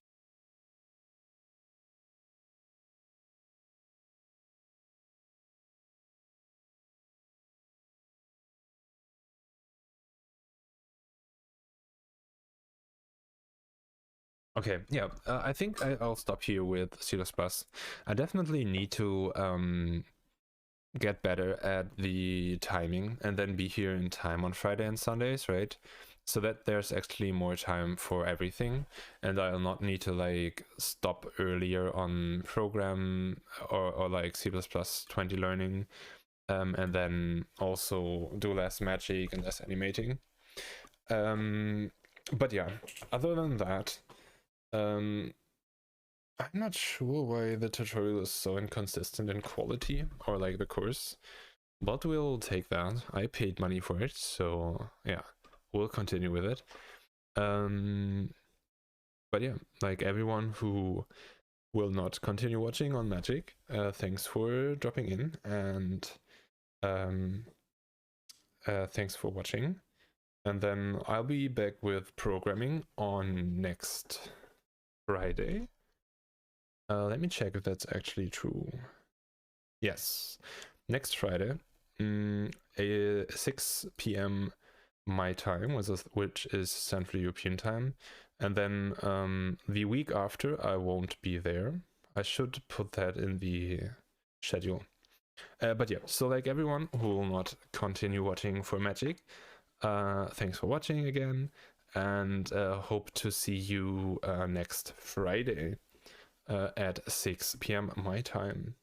I'll go into BRB and quickly change and make setup for Magic. Magic Jammies. Oh yeah. Where is the BRB?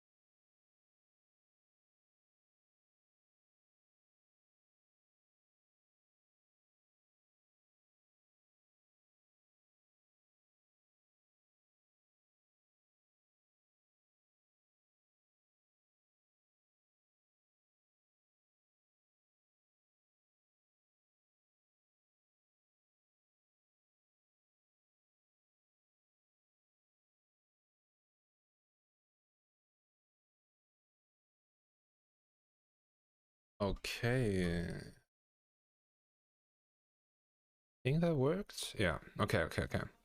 I hope we don't get any crashes, which I can't, like, I'm not 100% sure, because I before never had the like Deezer, the streaming program running, and I had some crashes with Magic when other programs ran, so like except OBS and Magic.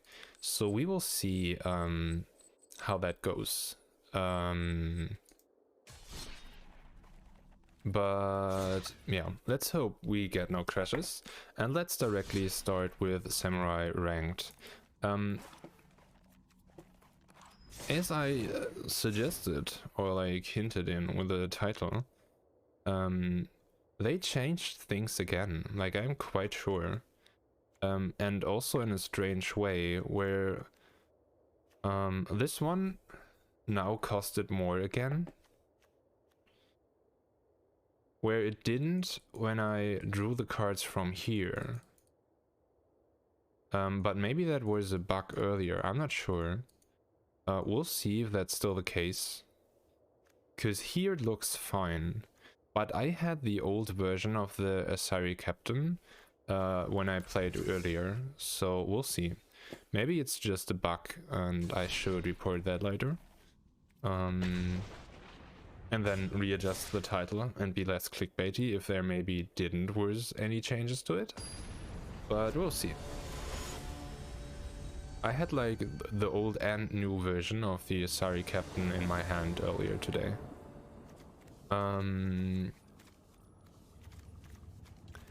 Yeah, we keep this, that's okay. It's not great, but we have turn 1, turn 2 play, and with this we can cycle through our hand, so we should be able to get the cards we want.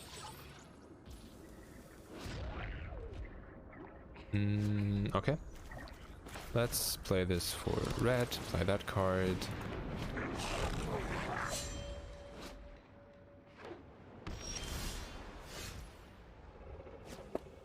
I wonder if what they are playing will fit the theme, and that's maybe some slime deck or something. I don't need that card twice, especially because I'm not good at lands here.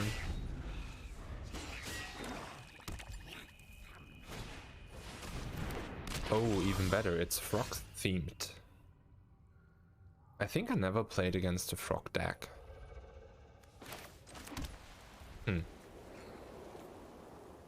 What can this card do? Each creature spell you cast costs 1 less to cast if it has mutate. Okay, so it's a mutation deck. Whenever you cast a creature spell, if it has mutable... if it has mutate, mutable would be still C++, right? Draw a card, then discard a card. I don't like that one. I think I just want to kill it.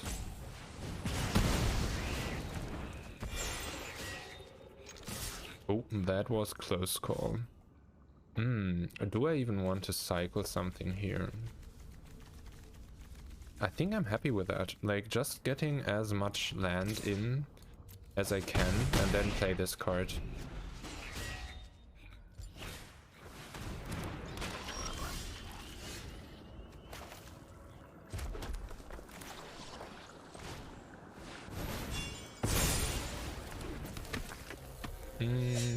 Okay, we attack with that one alone, I think. So we can tap this one. Yeah. And then we also get like the indestructibility, right? We don't need to cycle through our cards here. Okay, let's go.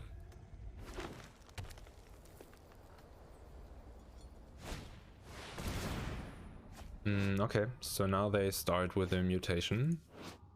Or mutating. Whenever this creature mutates, destroy target non-creature permanent. Its controller creates a 3/3 black, a beast, green beast. Okay, that's not nice. So they will destroy some of our cards here. Wait, what?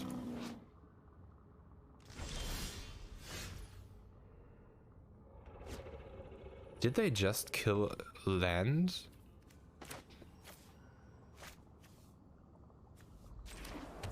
instead of like killing our creature. Okay, I take that. Yeah, I think we do this now for 2 and see what nice cards we get.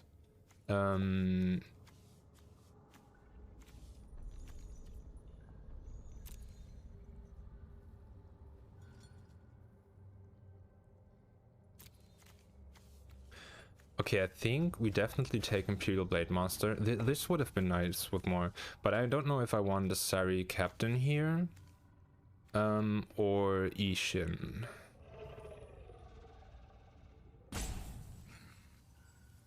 I think Ishin is stronger.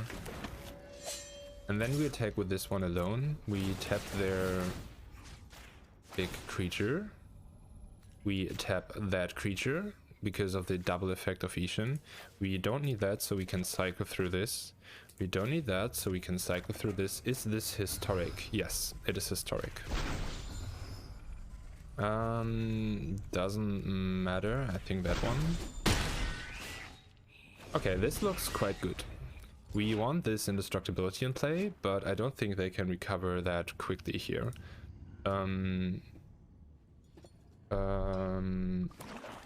Oh, hi Memphis.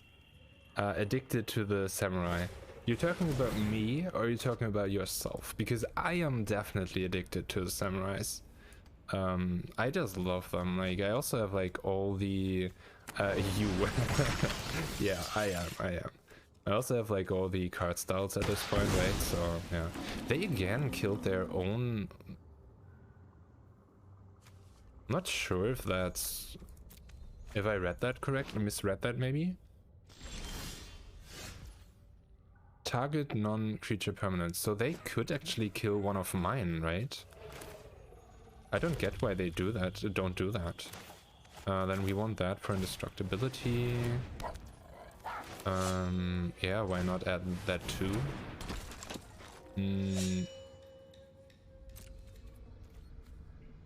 And then if we attack with everything and they block 1, 2, 3, we can do only 4 damage. So I think we rather attack only with that one.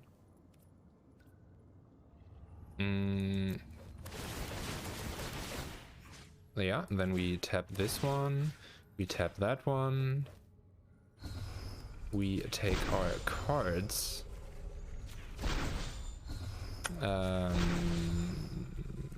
Okay. And then we'll see what they do. How are you doing, Memphis? Nice to see you. Hope you're doing well.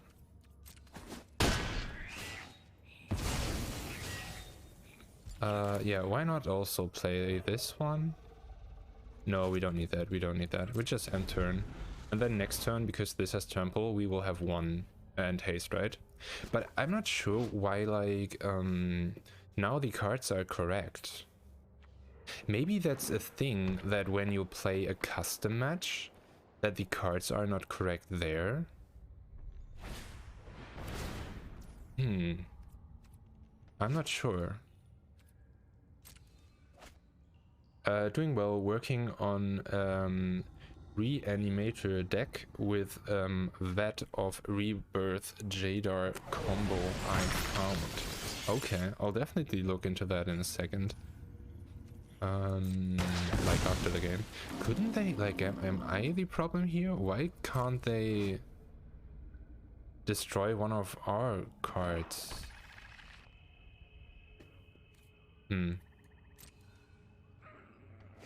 But maybe that's the case here. Okay. We won this.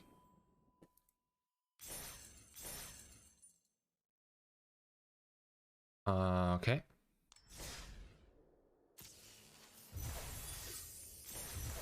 Yes, we take those rewards, and then let's look in the collection. That of Rebirth. Oh.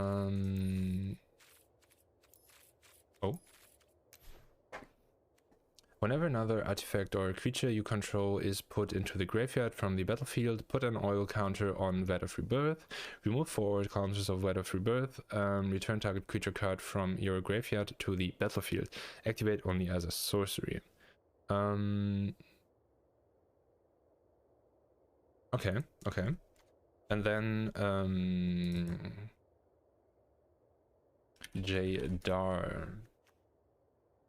At the beginning of your end step, if you control no creatures with decay, create a 2/2 black zombie creature token with decay. Oh, I see. So you just create those, attack with them, and then you can bring creatures back from the graveyard. Okay, nice. Triggers this every turn. Yeah, I see. And then most likely you have some ways to get big creatures in your graveyard, right? And then drop those.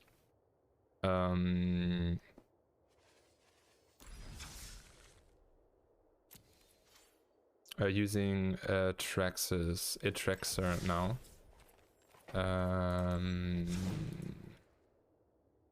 Do I know that one?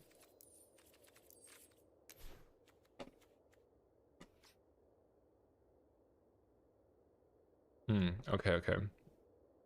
How is the it's like a black card for 5, I think.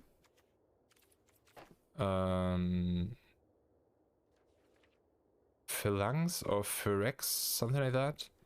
Oh, I own that card, so we don't need to see those. Maybe it's 4 and not 5. I really like that one. As like a big creature drop. I think I have that in my evolution deck. Yeah, Phyrexian Obliterator. I like that one, and it's also like not too expensive. But I feel like that's also a nice drop you get in like a black deck where you get your cards from your graveyard, right? Let's play another game. Yeah, but the cards are fine this time. I wonder if that's maybe actually a bug and it only is happening when you do friends play. Or maybe against the friend I played, it wasn't like historic as the format. But then the cards shouldn't be mixed, right? Because I had like different types of Ishins and different types of the other samurai cards. This is keepable.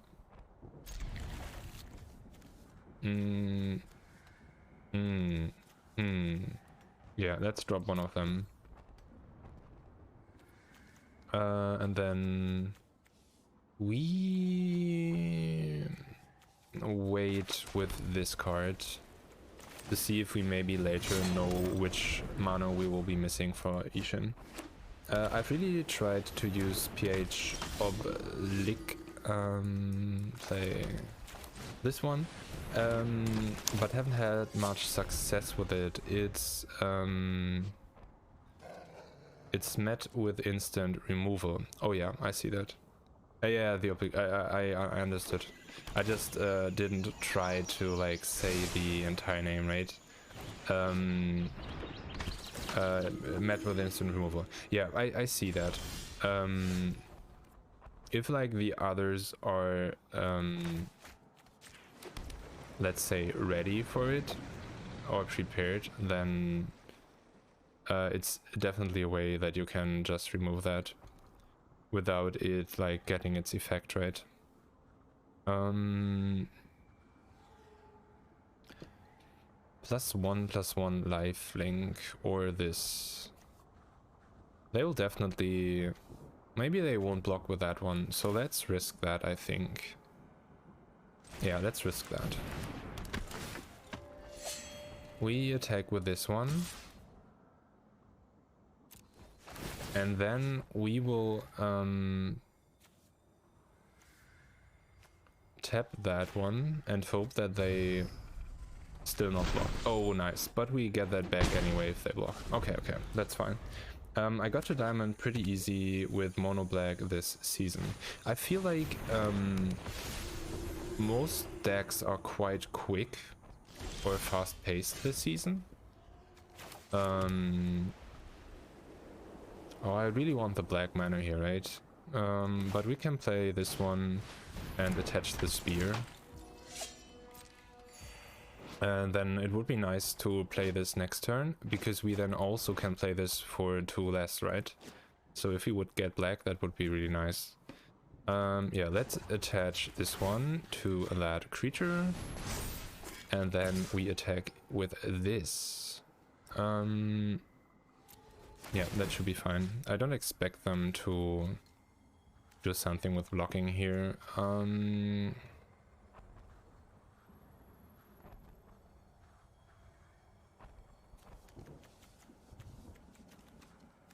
I think we block that one. Tap that one. And that one. And then we hope that they might block this time. And we get rid of that card. Okay, we don't. But that's fine. Because we have Trample now, and we have this card, which will buff all our... For every samurai we have, when we attack with a single samurai, this will be a lot of damage coming in. And then if we get black, we can basically tap all their cards every turn, right? Which we didn't, which is fine. If you gain 5 or more life, create an angel. I think that is too dangerous. I don't want that at all. So we then will not play another creature, but that's fine. We just do this over and over again, and that should work. Let's get more buffing here. Okay. And then here we can like buff our next creature, right? With the how's that called? Excess? Yeah, excess damage. Okay. This isn't looking too bad. With those two attached, this would be 10 damage, right? So that's nice. Except if they now do something special here. And I'm going to protect it. Okay. I think this will still be fine. Yeah, this will just get strong, but we still tap that, right? As long as we please get one black here. Can I do both? Like this for 3? 1, 2, 3 and attaching? Oh yeah, we can. So let's do that.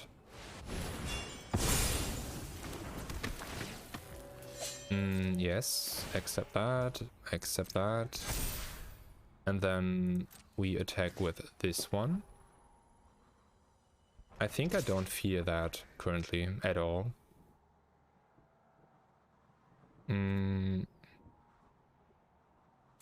Yeah, we do that. Then we tap this one. We tap that one. We attach our katana. We'll grab an indestructible card, or giving us an indestructible card. And then they are down to 1 life if they don't block. And even with this, they're still down a lot. Okay. Not sure why they definitely wanted to keep 1 more life. Or they maybe missed that this has trample at the moment. I'm not sure. We'll see if they can do anything against this. This is your fight. Win it. Like they will regain life, right? Oh, they won't. Nothing has lifelink here. All other creatures, its controller controls the same name as that creature. Okay, that's not good for us.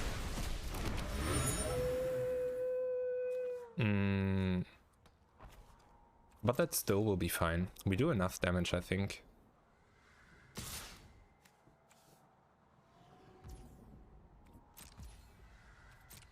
Right? Yeah. Like this should still be one. Sure, we don't get black. I will still play this one, just to have 1 more damage. And we can still give indestructibility here, right? So that should be fine. Resolve that. Resolve that. And then we attack with this one.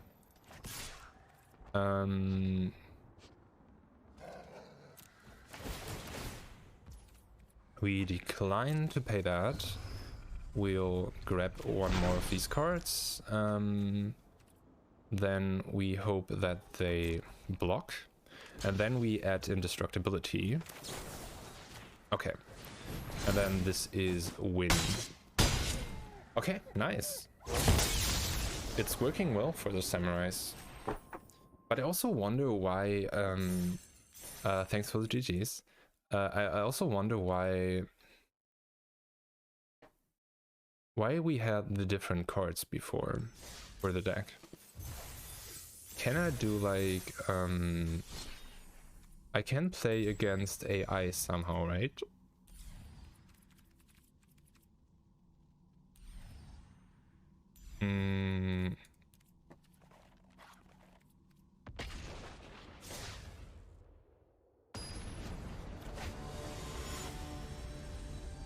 I can space Sparky. Yeah, okay. We doing that. And I think I'll just mulligan. Yeah, okay, interesting. If I do that here, you see like the Asari captain here is like a 4/3 with just haste. And if you recall, like a second ago, it was 2 or 3/2, 2/1 or something like that, and had haste and trample. So for some reason, like the card is not changed against Sparky, and then also not in custom matches. So yeah, let's keep that. And let me show you just what you're capable of. Concede. I was worried there for a minute. I didn't know Sparky had audio output. Been a while since I had that tutorial. Okay, interesting. So then I wonder in which, like, I think I can't play it in any other format, right? So this deck is not allowed in Explorer, Alchemy, or Standard, right? So I can only play that as Historic, but when I play that against a friend, it chooses the old cards and not the historic patched cards. So I think it's actually a bug rather than they again patched things. I think I'll report that after stream, because I want to play that deck at full capacity and crush my friends with it, and don't want to like have the old cards in there. Because like at this point, right, I changed it in a way that it works with the new cards. And it's just strange that then you get the old cards. Yeah, now here you see Asari Captain, right? Also has the other art style then, which is also strange. Because it's the same deck we're playing here, right? I think we'll keep this. Yeah, we keep this. And then it has a 2/1 and it has trample and haste. So I have no idea how that is possible, but it is. We play this one, then that turn 2, and then that turn 3, hopefully. Because with the way it is now, it is way quicker, and that really benefits for the for this deck. That was before like a problem that you wouldn't be quick enough and not be able to actually gain a long-term advantage. Okay, so then I think after this game I should change my title and description, because they did not patch it. And so that's a bit clickbaity for just a bug. Oh nice, we got 2 now. Do I want to attach this? No, that will be no benefit here. We rather do this and get them in play, because I'm not sure what or how many like removals or counterspells they might have. So we do it like this. I only get +1, yeah, okay. Or +2, but yeah. We'll see if they sacrifice their cat.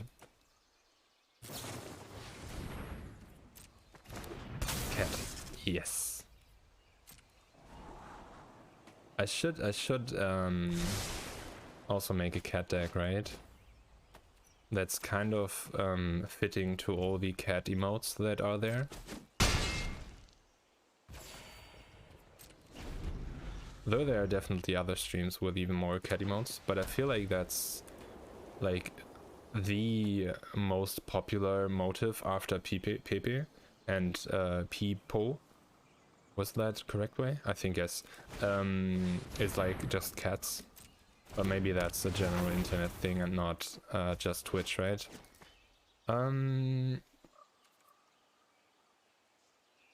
Exile. Okay.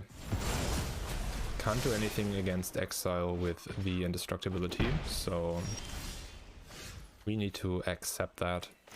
We play this for black now, so we don't have the situation like last round where we couldn't do anything. And then I think we just replay that one. Or we play this.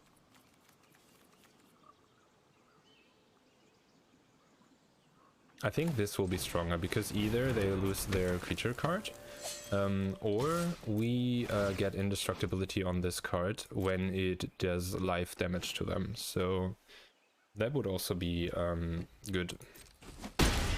Nice. Okay. This isn't the strongest situation currently for us because we are quite down on cards, and they definitely have options here, and we just hope to keep our cards. If they remove them both, that would be a tough time for us. I guess I maybe even should have mulliganed just so that I get even more quicker cards and the option to cycle through my cards. I can't do anything against that, I think. Yeah, I'm quite lost against exile, so this might be a loss. Okay. 1, 2, 3, 4, 5. I think I'm gonna pay this, and then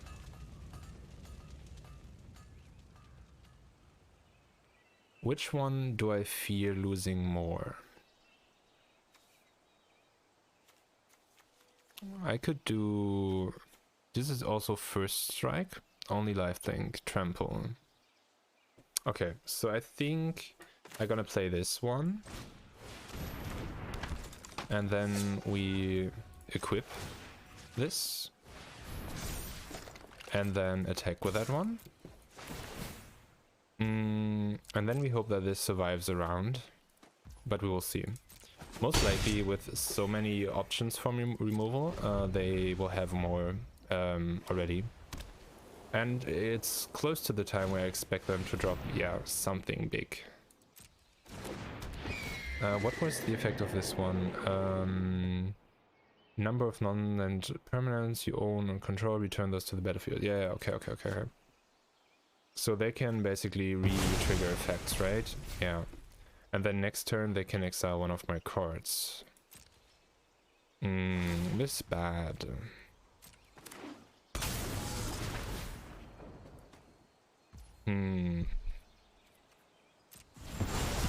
Do I even want to try this one? Because I feel like this is quite lost in this situation. Though we have them low on life, like lower. But I don't see how I get rid of this card right now. This would be strong. If we drew the right cards, right?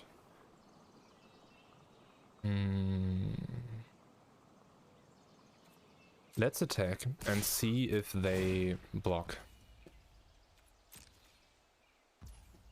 They don't.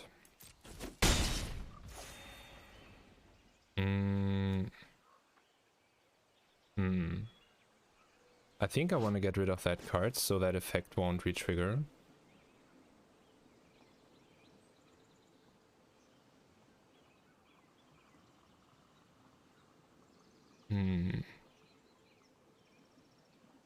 Do they have an option to re-trigger this anyway?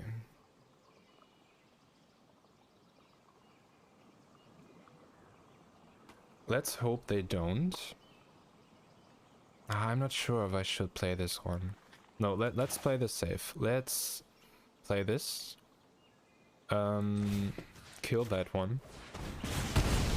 So we definitely don't lose another creature here. And then we will bring this card in play. And then next turn we see what all we can add here and just attack. Probably Ephemerate or other blink spells they have. Yeah, I expect that too. I was like questioning also if they have that on the hand right now, right? And if they will have the option and do that actually.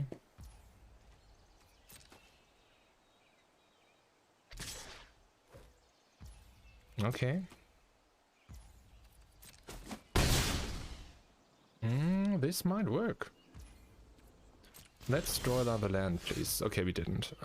Anyways. Let's see what we get.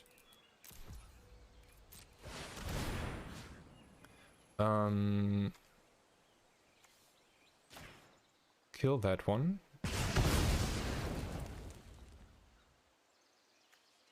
Okay. Yeah, I take that.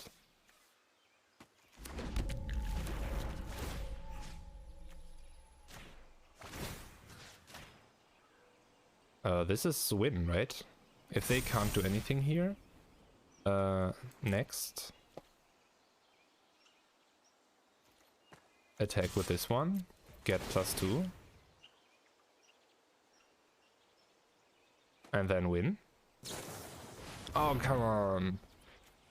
When it enters, create 2/1/1 white human social creature tokens you gain to life. Okay. So we not yet won.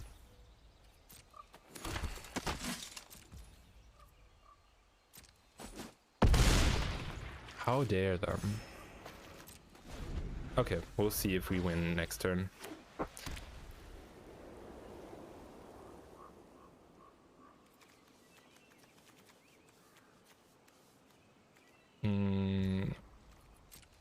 Okay, I can play this and tap their flying creatures, so if they don't get rid of anything here and have nothing else in hand, then this is easily won. Okay, we resolve that.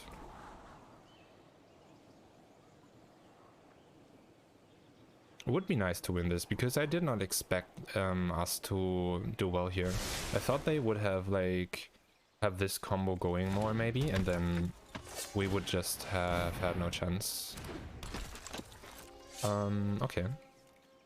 We attack with this one, we get the effect of the Imperial Subduer, we tap their creature, and then can attack them directly. Okay, nice, nice. They had nothing. Good. This is working well. This is 3 out of 3, right? Oh, and I think we run through Wage War, and now listening to Watch Out Stampede or something like that, maybe? Can't look that up right now. Okay, let me change the title though.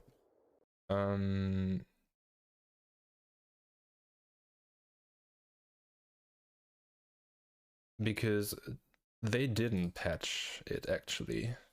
So we'll just remove that part.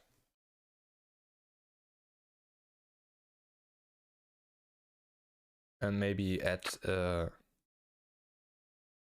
still.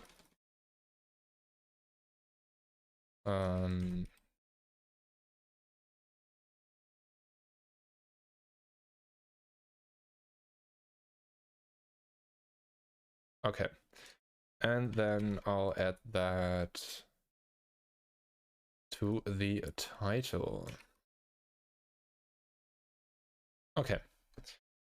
Let's see that, and then we play another one. I think we play till we lose a game, I'd say, and then we switch to other decks. Soon I also played the evolution deck, or at least how I called that one, where I like sacrifice a creature and then get that plus 1 more mana value back. Oh, let me think for a second. I think I shouldn't keep this. It's too slow. This looks better.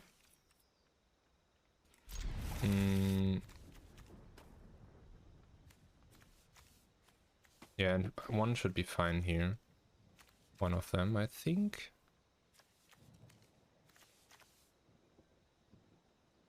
Though this is strong, we are not currently looking at reaching that anytime soon. So I think I rather take this card. Yeah. Yeah, but like the evolution deck, I played that earlier against a friend, and they also played quite a slow deck.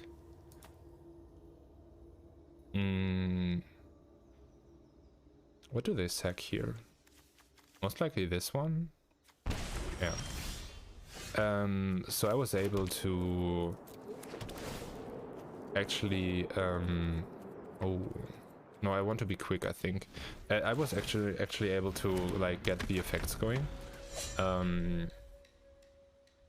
which was nice. So I'll definitely try one game with that deck, but that needs way more improvements the way it currently is. It's just too random, or like too, what's the different of often? Seldom, maybe? I don't know. Like, it's just not working out well, right? It's totally inconsistent. So, I need to change things about that deck and make it more consistent. Because the effects in there, I just really like. And the increase of the creatures and the creatures getting stronger. Yeah, but then I also played that deck against a resurrection deck of my friend. I want to play it against that because I basically drop all the big creatures out of my deck, right? And they get all their big creatures back from their graveyard. So that's just a cool thing to play against, I think, where out of nowhere big creatures drop.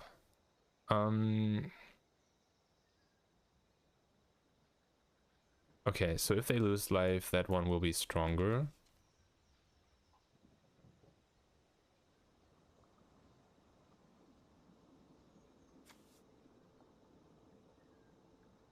I think I want to attach and not play another. Though I could play now and then attach both next turn, right?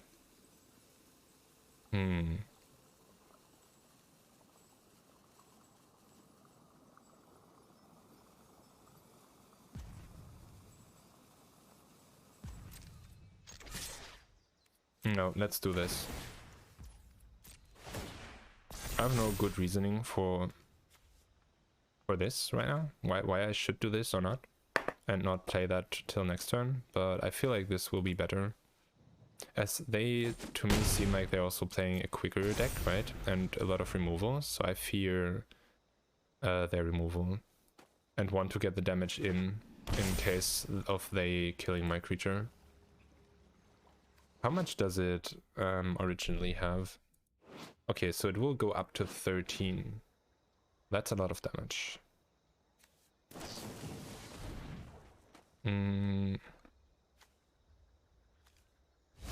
Yeah, I think I now hope for 2 more mana, so that I can play this card when it's attacking with Flash, and then just exile the tapped creature there, right? Or even better would be if I would draw the Imperial Subduer and just tap their creature attacking with this alone, and then they would be dead. That would be optimal.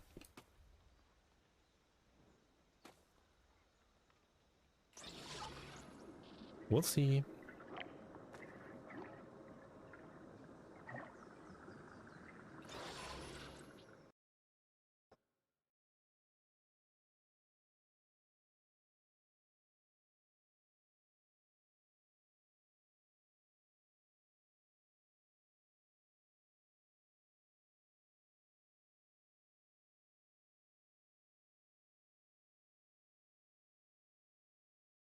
I'm no longer mute. I wonder why they're...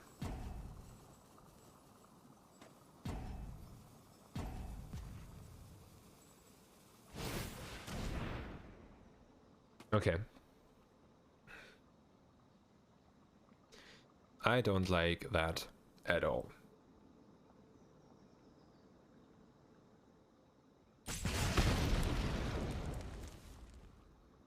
Wait, what? What?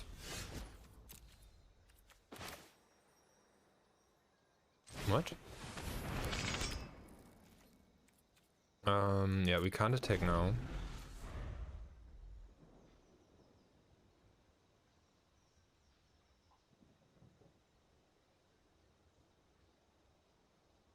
Why did it do 1 damage, and why did they do that?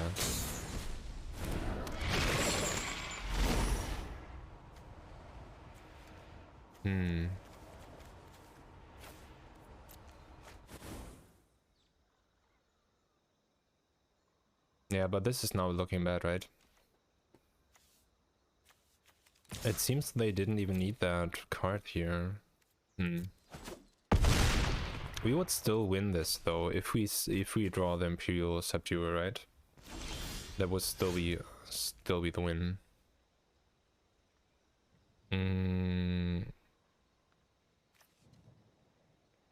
Yeah, this is bad.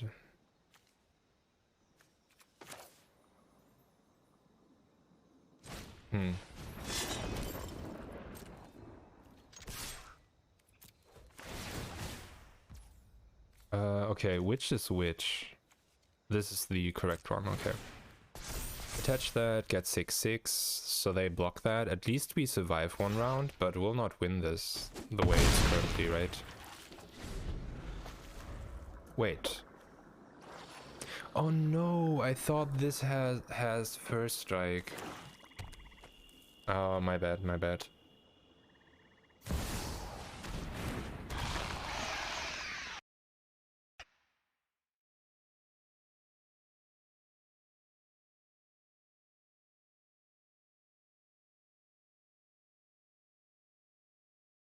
I said first strike, but I meant lifelink. I thought we had lifelink, but lifelink I think is only on this one, right? Yeah, okay.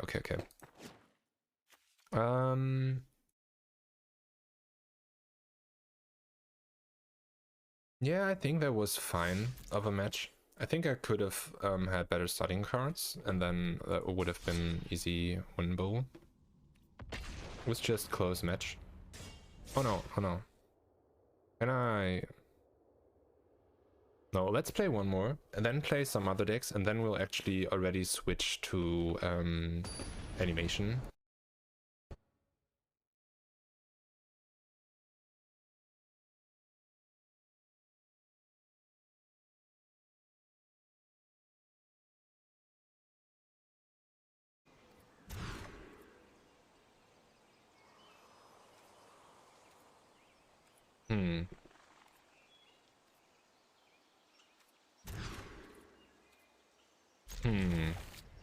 I should have kept the first one.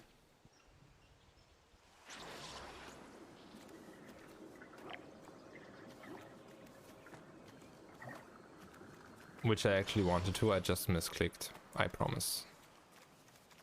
But surely this will still be winnable. We'll see how this goes. If this... Oh, we don't even... No, we don't play this. Even if we lose, rank here, we'll definitely not play this one. No way.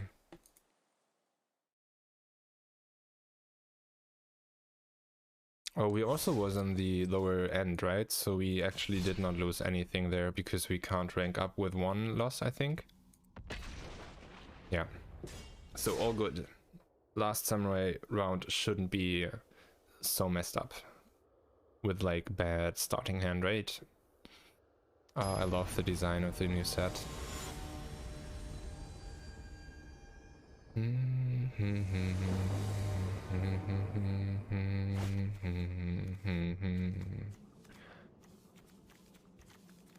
This is keepable, but not optimal. But I think better than what we had last time.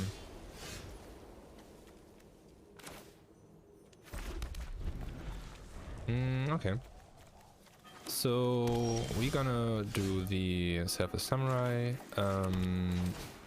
then hopefully Imperial Blade Master turn 3, then whatever they put in play turn 4, we just kill with both of these.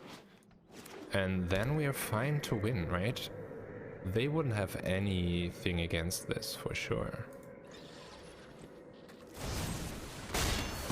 Or they just kill a creature. This looks really nice. It's a nice style. Though I don't like this outer part here. That somehow looks not fitting to me. But I think we'll still play... Yeah, we still play Imperial Blade Master here. We can't wait this out. Like, if they have a lot of removal, that's just our bad, I guess.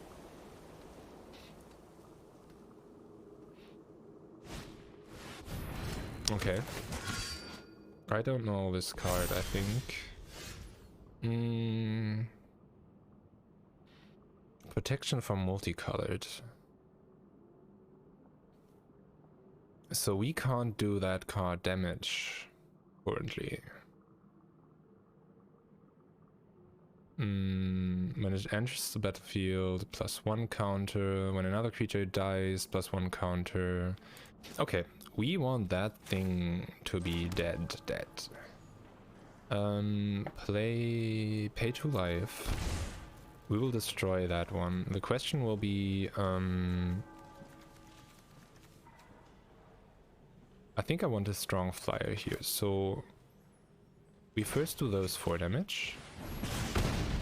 Then we do 1 damage with this one and get the +3 +0 buff for later.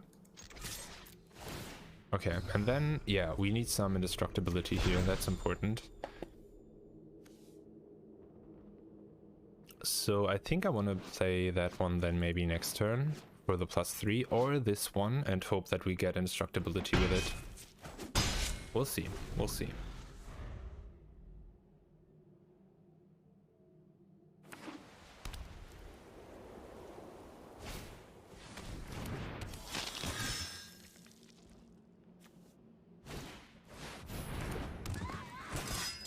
Well, this is not good.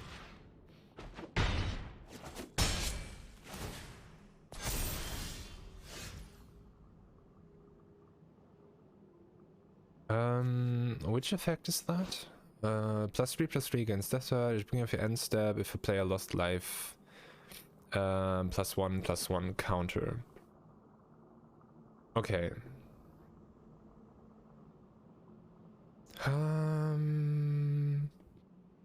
Yeah, I think we go with this one. And then just attack because of flying, right?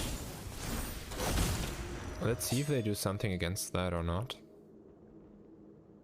And then if I attack with this one, they could block with 2. And I could only kill 1 of them. But, like, if this or that one dies, I would be fine with that.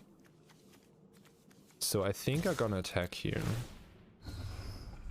Yeah, and 1 more indestructibility. And then we hope that this survives 1 round. So we can then protect that each round, right?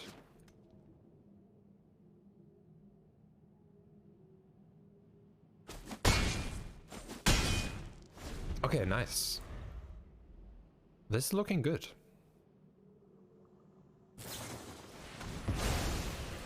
Okay. So it would have been better to not buff it, so at least we keep it. But that's fine. 1 more land would be optimal here. Because then we could do a sorry captain. Oh no, are we dead? We are dead. How did I ignore that? Like, I didn't even comprehend that they have double strike. And because of that, I just expected to be possibly dead anytime soon. But I'm fine with that one. Let's play some other decks. Let's play Historic Menace. And then the Evolution deck, and then maybe one other, and then we'll switch to animation.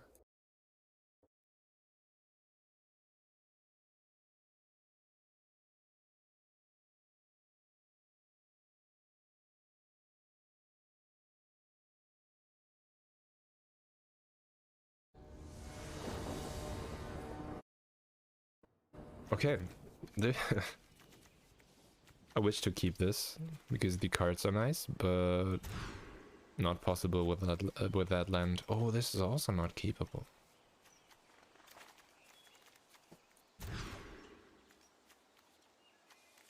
What is this? No way. Okay.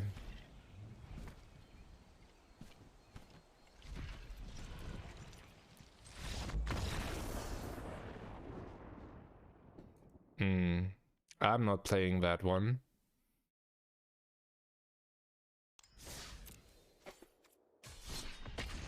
My friend earlier told me that only when they play against me, they draw really badly.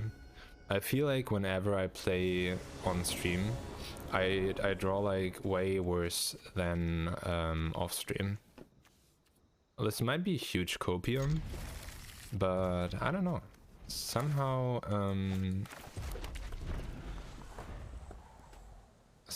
I never get like things like last match, right? Where I just keep mulligan and nothing like in 3 hands is even remotely playable.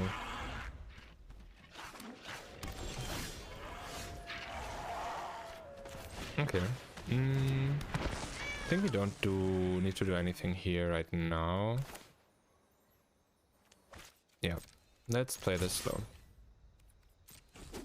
Then we hope for one more land and we should be fine, I think.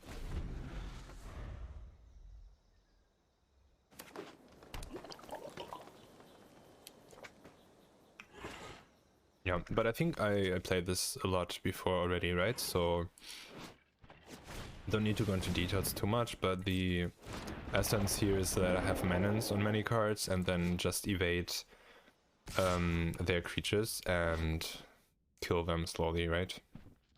Or quickly. Kill them without playing against their creatures. With power 2 or less. Okay, so this wouldn't even help. Okay.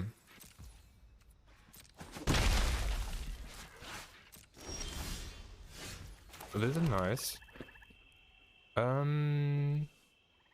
I think I want to have this one. Because I don't have anything where the Death Touch would be helpful anyway at the moment.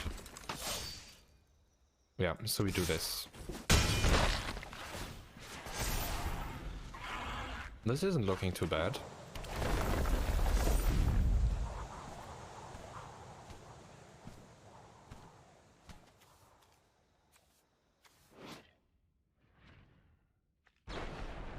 Is it toughness or is it power? Power 2. Okay. And was that one permanent? Till end of turn. Okay.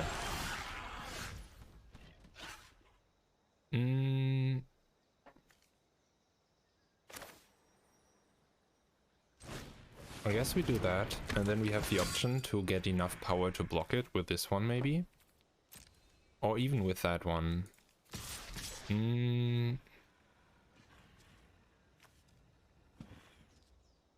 We have so few life that I would rather sacrifice this one, so I don't myself risk dying.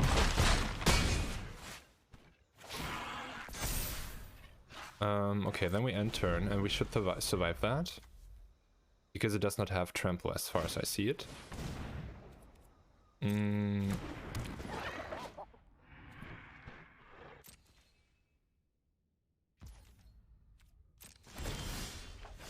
Okay, I think they are dead. Because I can just do this, right? sacrifice that one. And then kill them. Nice. Okay. Yeah, I love when this deck works out. It's just quick and just doing a bunch of damage. Okay. I definitely should also some point use the draft tokens. I'll just play some draft, but I always fear to be too bad and then wasting that, right? But yeah, I wonder if this is the first time that a draft token is in here. I think I did not have that before.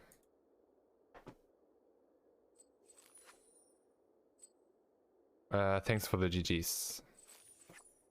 Okay, let's play the... Oh, I misclicked. Let's play historic evolution deck and just lose immediately because it will not work out.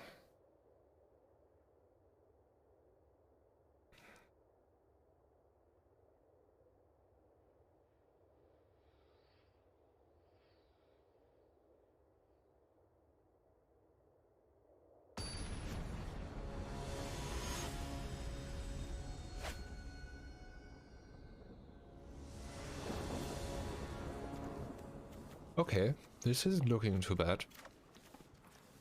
Maybe we will actually be lucky here. 2 more lands.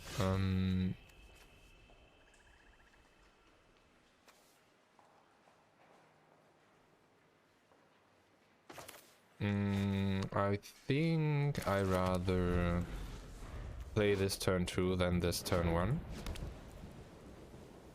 And I wouldn't want to risk not drawing another land.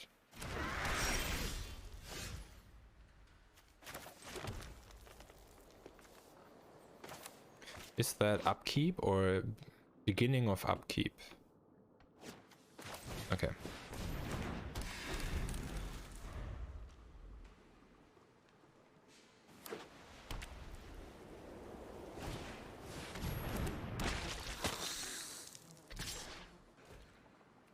Definitely not blocking the Death Touch.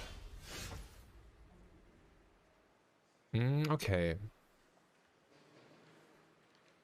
I think I wanna, like, I get for this one, I get mana for each enchantment. So I think I wanna have that. If I do this for 1 mana, then I have 2, I still have 3 mana. And then if I do it another time, I still have 3 mana, right? So I can do this. Autopay. And then I can do that. And then I still can play this one. Okay. And then we end turn. Oh, but it is mana only of 1 color. I didn't realize that till now.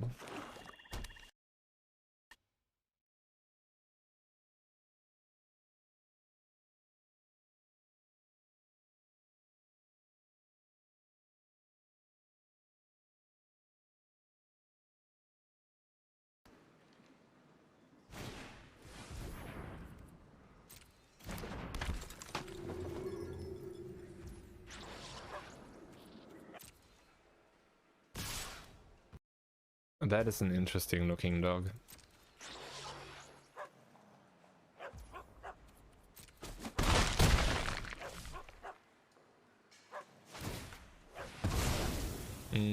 This isn't looking too good though, because we are just too slow maybe. They might kill us before any combination here will actually keep going. This isn't too bad. Because we have those 4, right? Let's draw that card, definitely. And then we play it just for that. Because this will give 4 already. So I can also play this one, I think. Right? Yeah, and then play this one. Okay. And now we might be stabilized. We'll see. Because here, like, if they do deal damage to this card, they sacrifice that many permanents, which includes land cards. So that's quite strong. They basically can't attack us now anymore.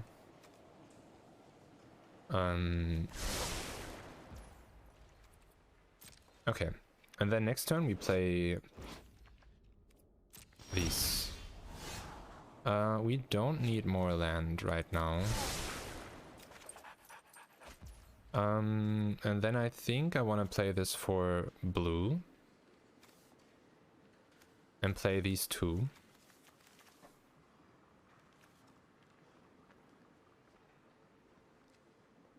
Yeah, I think I don't need that one currently, so let's do this for blue.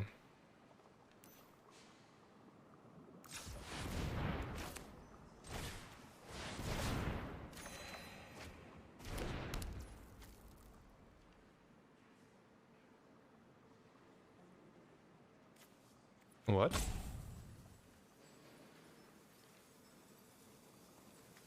Where's the remaining blue gone? Shouldn't I have like one blue left? But maybe I miscounted. Anyway, then we'll just take this one for a lot of mana here. Okay. Do I attack with this?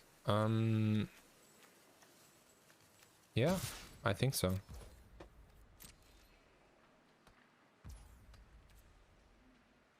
So we have, with this one, we had 1, 2, 3, 4, 5 blue.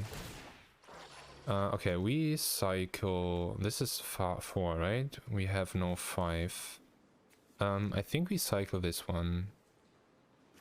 Because this can still be nice here.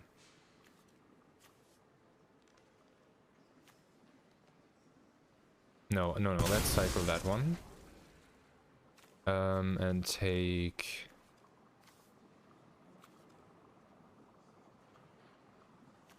the indestructible, I think. Yeah, let's take this one. Okay. This might actually work out. Like, we can just stall them now. I can sack this any point here. I don't care if I do, like, a lose life here.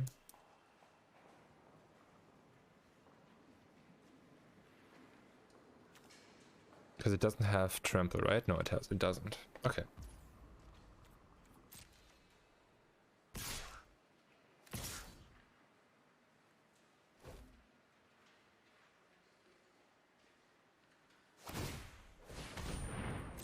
Okay.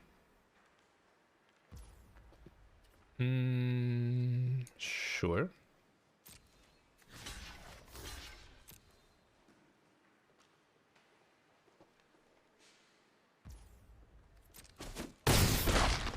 Okay. Yeah, okay, with the lifelink, I definitely shouldn't attack with the Obliterator right now. Because they will just make more damage, right? So... Oh no. That's not good. Though it also isn't the worst. Because I can just... use my Enigmatic Incarnation on that one, right? So that will be fine. I think we also just play another one here. Play another of these. Also play this one, I think.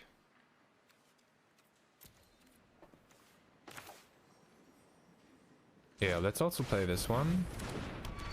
And then also... Wait, why can't I play this still? I'm so confused. Oh, there's the mana open. Okay. Yeah, let's play this one too.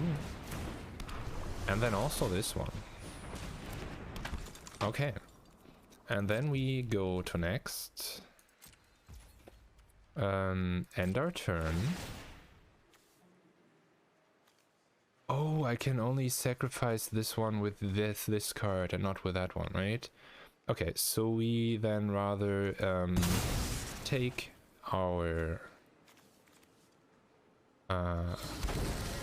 god, and then we sacrifice that god again and get to 5, and then next turn we can actually get the real big drop in here and make sure we can't lose the game anymore.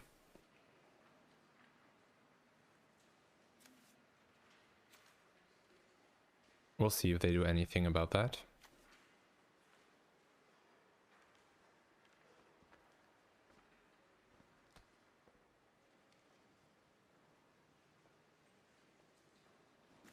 Yeah, when this deck works out, I just love that. Destroy target enchantment. Okay. That's bad, but it isn't the worst. Because we can still use this here to have the sacrifice stuff. So that will be fine. Okay. I'll definitely block this time, I think.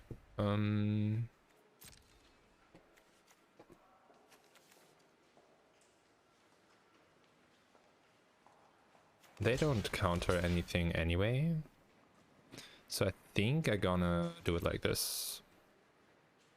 And hope that they have nothing to actually do a lot more of damage. Yep, I get that.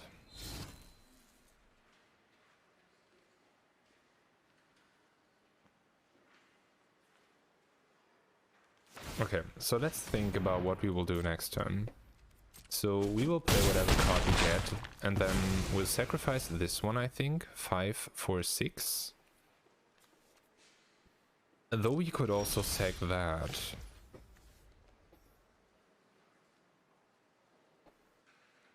Okay, let's definitely play this one. For 1. And then we use this effect. And I think it makes sense to sack this one. We can sack that next turn. Because, also 7 for then 8. We can directly get our 8 angel.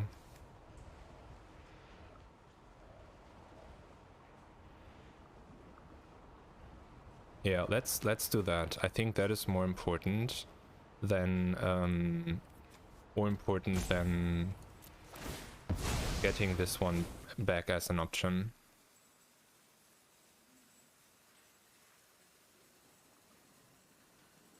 Wait. Oh yeah, this first. So we take that one back. Take action, back into play. Then for this, we can have our 7 mana creature. That will be that we can't lose the game anymore. And then no attacks at all. End of turn. We cycle this one for 6.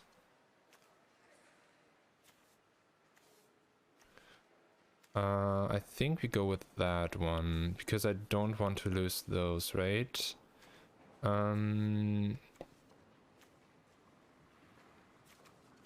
Yeah, let's go with this one. Oh no! Oh, I misplayed that. But we can still sacrifice that one for the angel. Okay. That was a little confusing, but we're now safe, I think. We have we can't lose the game and they can't win, and we have indestructibility for all our permanents, like every single one. And they seem to only have oh yeah. They only have destroy cost, right? Only way to get rid of this is either get rid of indestructibility of this card, or to put this card back into my hand or something like that, or exile or something. Okay, that's nice. Like, the deck never worked out that well before, I think, so I'm happy with that. Maybe we'll play the black deck in Alchemy, because that is quick, and then we'll switch. But I'm really happy we got like around with that deck that actually worked. It's just fun when all the big creatures drop in. Yeah, get all the XP, sure. And then we play one Black Rush deck. Yeah, and then afterwards we do some animation stuff.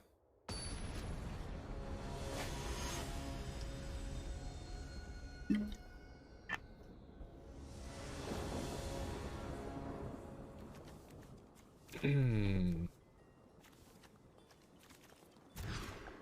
think those were all too expensive, so yeah.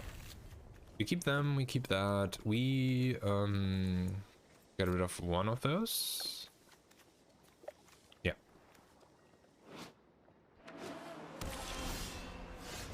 Okay. Let's see if we can get a quick win here.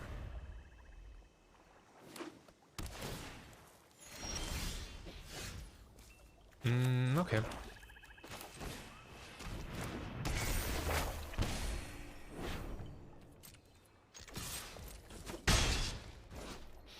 I'm not aware of all these cards, right? Because I don't play this deck often, and I don't have it for that long. So I will definitely also need to read my own cards here.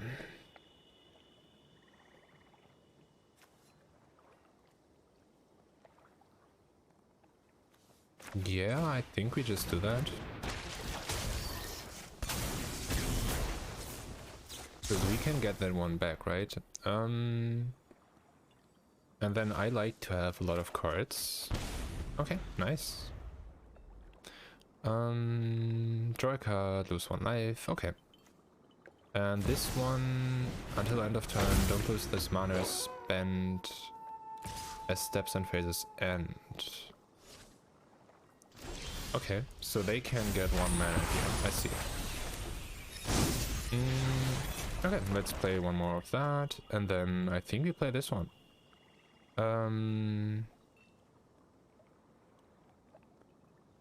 Though we have no creature card currently, so we could also play something else. Maybe those two? Yeah, let's do that.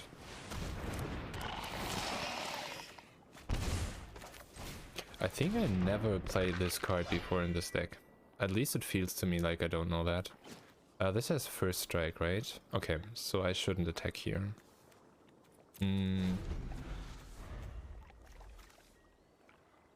I guess then next turn I just kill that card.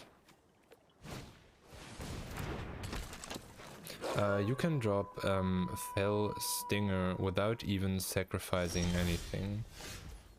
Oh yeah. I wanted to get more cards, but I can decline, right? I can just click decline and then I don't need to sacrifice. I want to kill that one. And then I think I attack first with everything. But then we see will they block or don't. And then I can drop that afterwards, exile one of my creatures, right? And then do 2 more damage here. Oh, they didn't at all. Well, then we'll still drop this one, I think. Oh, it's any graveyard. Okay, nice. Nice quick round. Any graveyard. Okay. From Okay, okay. Nice. That was quick and nice. And also quite chanceless for them, it seems.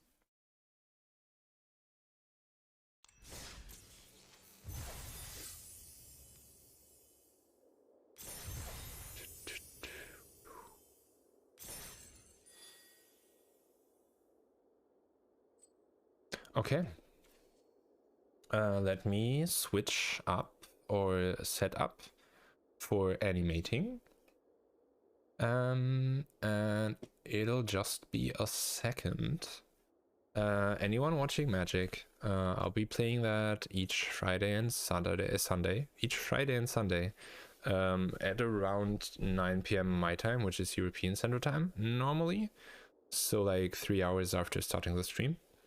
So if you're not continue watching for animation, I'm happy that you tuned in and watched, and I'm thankful for that. So yeah, I'll be right back then with animation. It was fun. It was fun Magic games. We lost, I think, only 1 or 2 games, so that's always helping with having fun with playing Magic. But yeah, see you in a bit.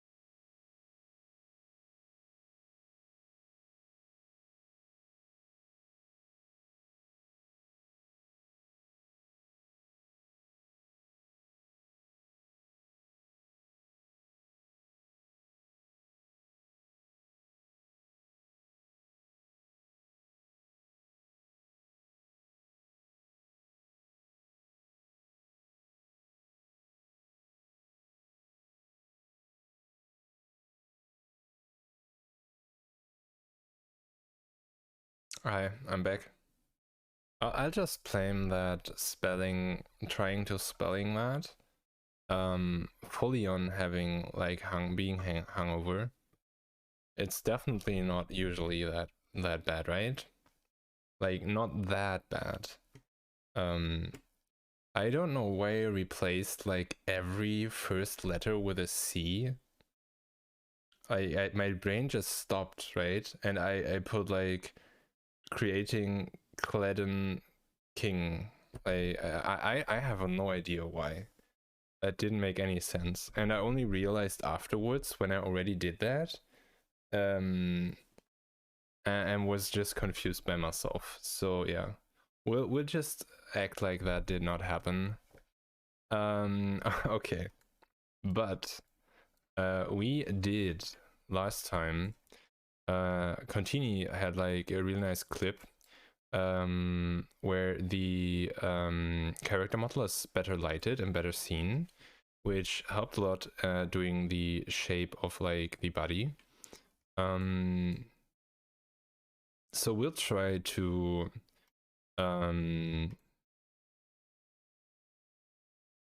bring the model like fully finish the model, so that like the proportions and everything will be correct. And then maybe we even be able to add the joints and then like perfectly align the body parts so that later for animation when we move this, oh, can I, yeah, so if we want to move this, where's the there it is. Like we can align the point in the animation program later, we can attach a bone model to this, and then we have like perfect movement that will work and look as expected. So that will also be a step done for this model. So that are like the two steps that I would want to do now. Maybe we finish that today. And then also I want some more details. I want the, how's that called in English? The hair thing?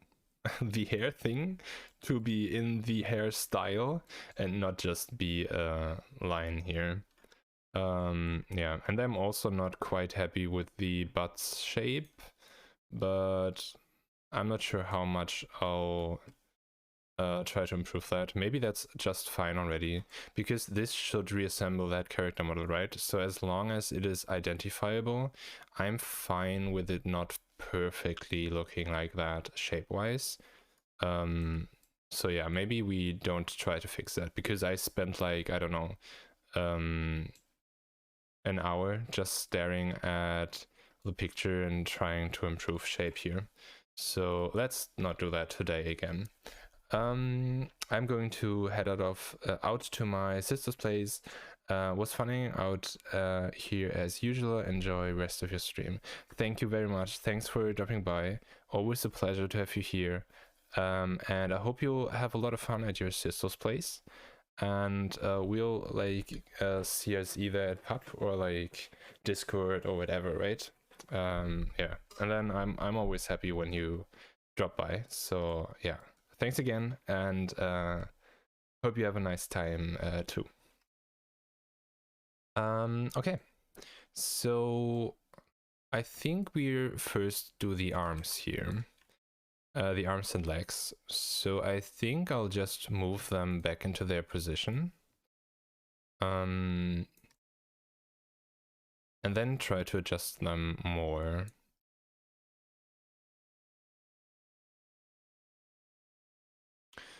I wonder though where I should place, like, for the rotation, right? We have this point here somewhere, and then depending on how I place this, it will be rotating around that one.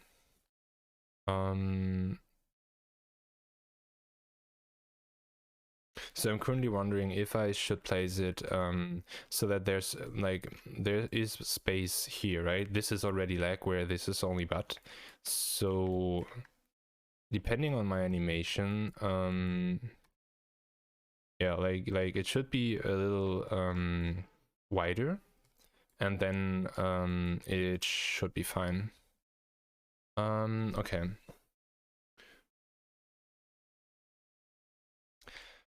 Yeah, so let's do that. Let's grab the leg. Oh, I entered group mode. Let me please leave group mode.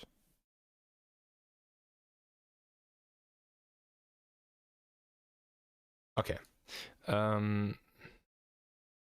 So I think we want to place it something like this, and then something like that.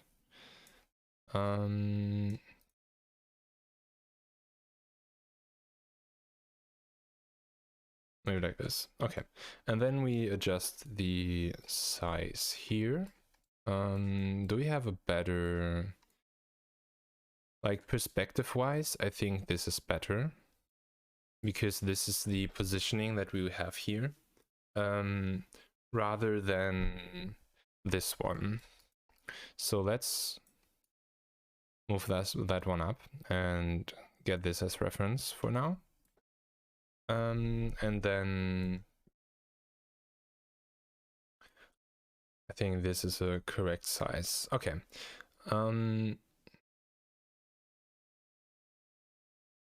I think I want to do that positioning directly and try to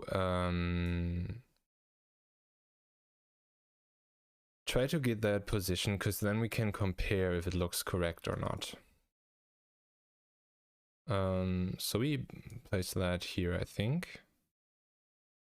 And then there will nothing be seen afterwards. Now we can place that one there. This one here. And then yeah, like the details we can do in a second.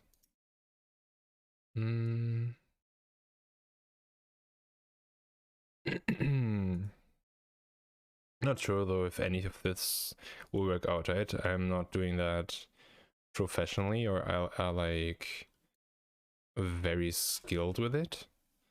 I'll just try till things look kind of decent. Yeah, so please no blames if anything is like inefficient. Rather maybe just tell me how to do it better, right? Because I have no idea what I'm doing here. So any help is welcome. Okay.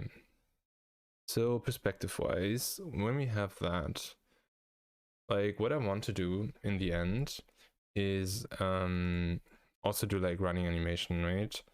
Let me hide this for a second. And then I'll get the what we already have with Melania. Let me open that real quick. Where did I store that one? Here maybe? Nope. Here. Then this. Yeah. Okay. This is what I like did to Melania, or with Melania. And so like I need to make this possible again with the other model to freely move it.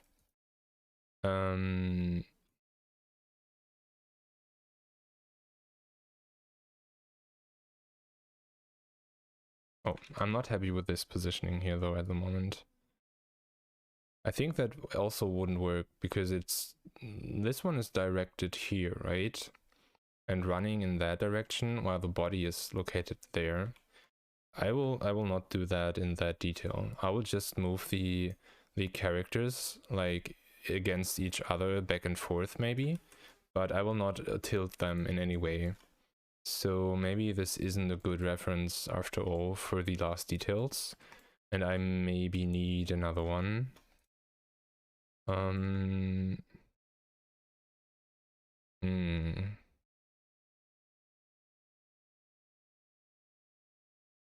What if I just make them standing still?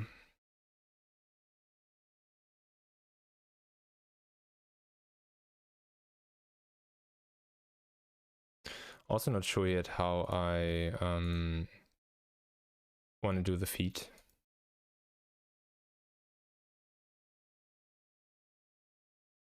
Okay, maybe that will be easier. So we just put the blacks straight, and then we compare that to the standing position of another of the image, and then adjust the size. Which for that, I guess this one will be the best.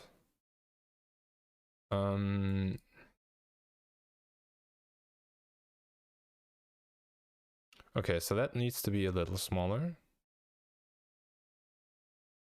I guess like this, so then the shoulders align. Maybe even more. The shoulders align, and then the butt seems to also be on the correct size or height, I think.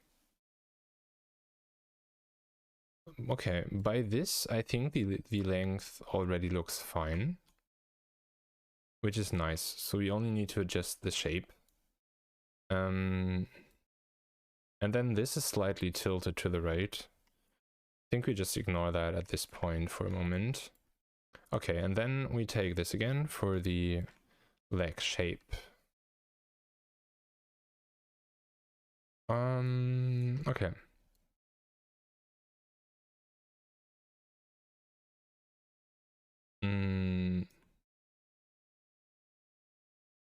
I guess all of these points should be symmetrical. And then, and then those 2 points here, I want at the same height and also about the same angle, because later when we rotate this, this needs to be like a circle or close to a circle. And that will be the case if these are like correctly shaped, right? Okay, so let's take that, move that maybe here.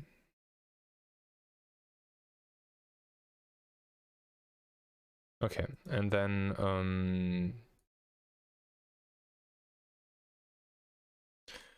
we do that a little more inside. And then how like muscly is that? I think it should be a little thicker.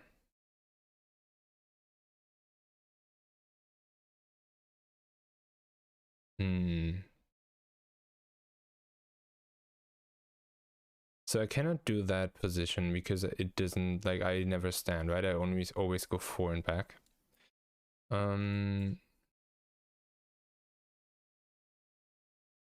Do I actually not have a side picture?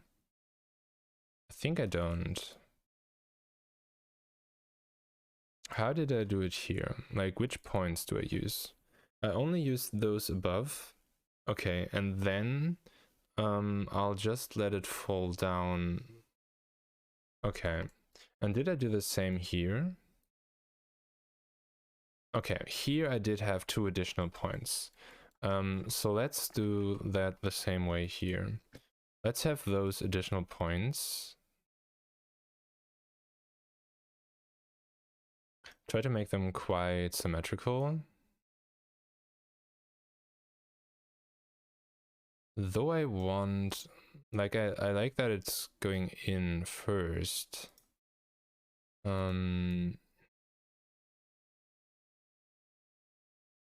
Right? Let's see.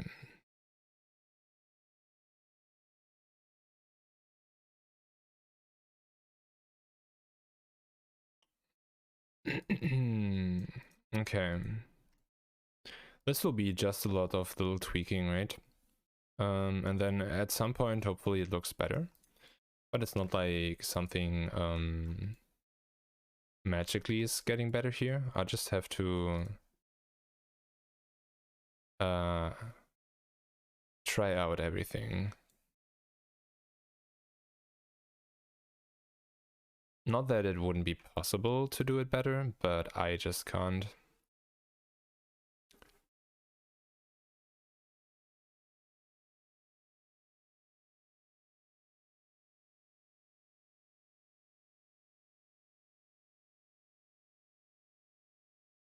I think watching, looking into bright light in combination with the with being hungover just makes me sneeze a lot. Like I have that already when I look into the sun or something that's really bright, then I just sneeze. And I think this is just like the threshold for it, I think, is kind of lowered. So as soon as I'm like hungover or really tired or something like that, and then I look in just light, bright things, I think it just decreases the threshold, and then I just need to sneeze. Which isn't the worst, but it's annoying. Okay, I think that's decent shape. And I think also we will just copy and paste the leg when we are done with it.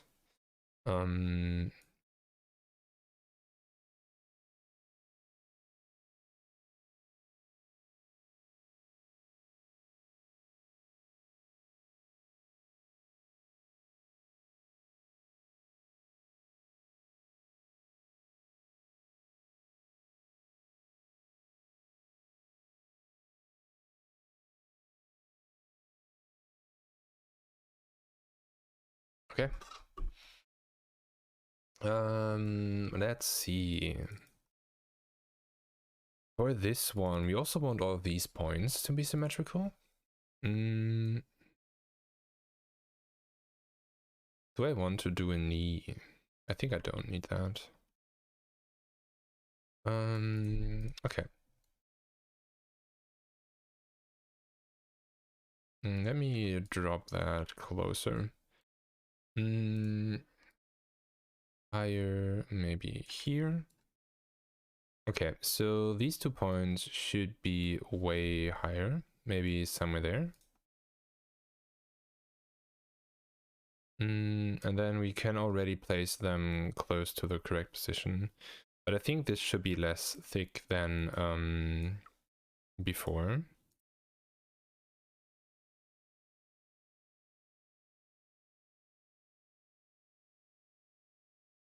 And then also I need to think about perspective-wise, right? It's not actually directly from behind.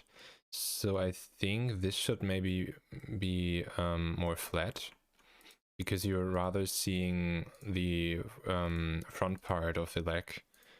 So can we try this out by rotating, maybe?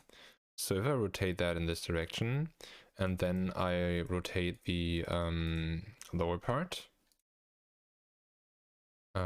here. Oh, I misclicked. If I then rotate the lower part here, right, this will more be the look we're going for in the end.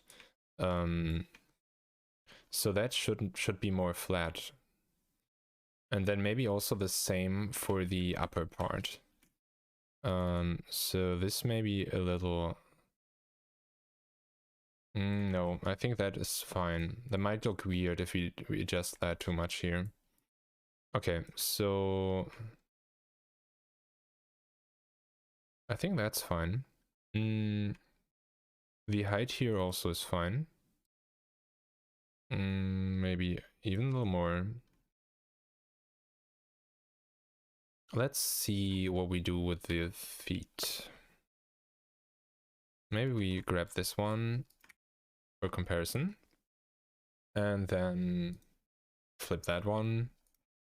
Okay. How did I model that one? With a lot of points. Okay.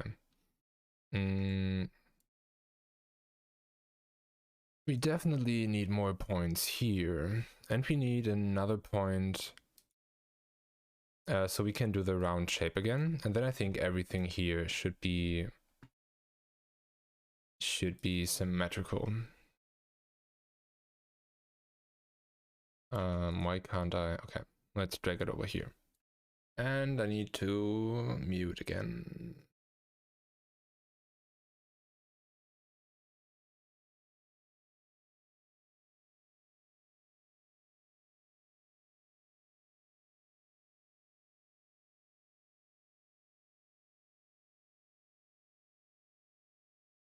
Okay. Yeah, let's see if we can manage this. Yeah, these end points definitely need to align with the end of the leg. And again, need to have this bubble around shape so that the animation later will look smooth.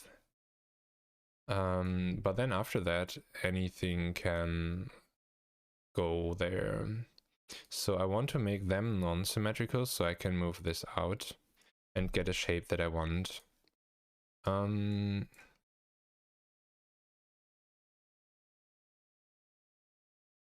So I don't want that exact shape, but something in that direction would be nice. Where do I put that point? Okay, I put that in the actual corner. So let's do that too. Then I want one more here. And this is strangely put. Let's do it like this. Oh,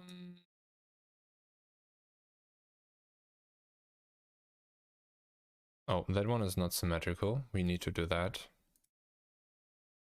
Oh, now we selected multiple nodes.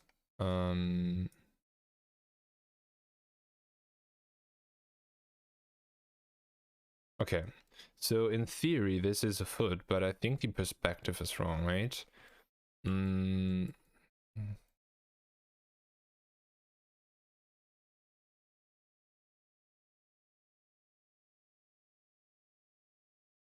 Which one would be right perspective here? Let me think of my own foot. If I stand like that, and then I look from behind.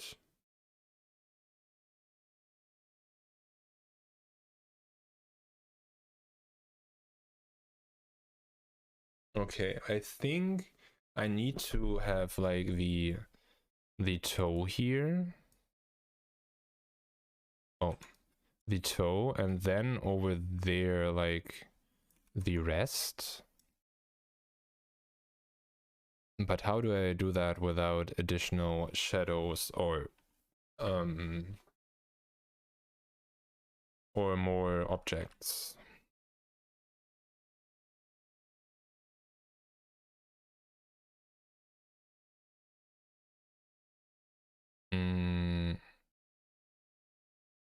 Because basically we have this, then it goes down to the toes, right? And then there's the big toe. And then the others are further behind. But I think perspective-wise, it needs to be more here. Maybe I should just look up a picture of a foot in the correct angle that I want to have. Because this is not getting better, rather getting worse. Or maybe also... What about if we move this way further up and let this actually hide there? Is that a better shape? No, it is not. This is horrible. Why are feet so hard? Like, I don't want to do it perfectly, right? I only go for like blobbing style anyway, with like the hands or these feet. But I'm not fine with how this looks right now. Okay, let me, on the second monitor, look up some feet. And I'll gonna hide here while opening the browser. Okay, let's do that. Let's do this. Open that, and then I want feet perspective drawing, maybe. Drawing.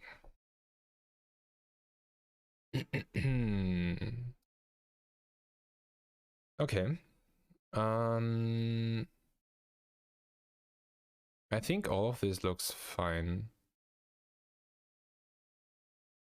Yeah, okay. So I can share that. Okay, so we have a lot of feet here.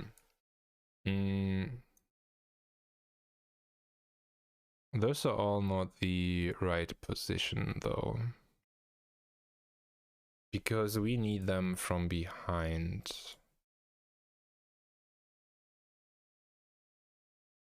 Okay, here some might work. This one, but not lifted, would be correct. Or that one, but mirrored. Right? That one mirrored.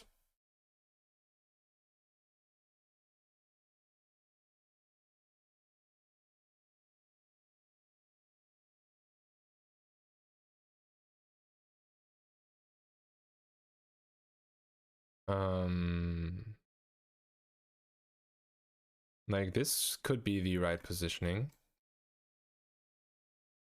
I think. Okay, maybe there's more.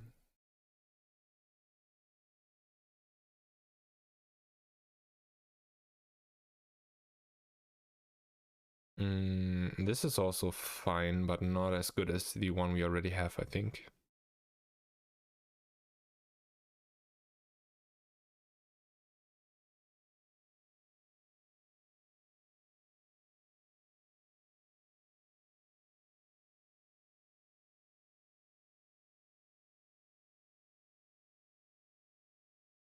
Okay. I don't want to scroll too much because I'm not sure if there might be something not safe at some point. Okay, that one also works. Let's grab that one too.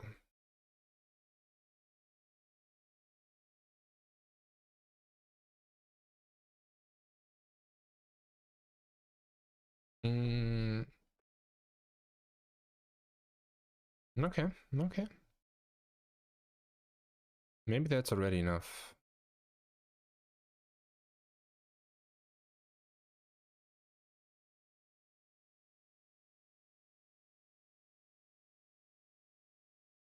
Yeah, let's go with this and see if we can improve here. So the problem is though, did I? Yeah, I removed that. Okay. The problem is that this will be rotatable, right? So I cannot blindly copy this because when I rotate that, like something up there will come out. Not sure if I can just place that dot here and that will work. But we'll see. We'll see. Okay, let's do that. Move that like this. Oh, make this less. And then if we have that there, this point. Okay, right. This is going down in that direction. Maybe I should just put that behind here. Scale it down.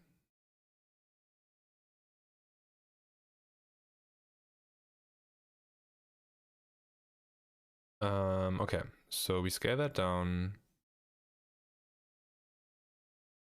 We position it like this, maybe?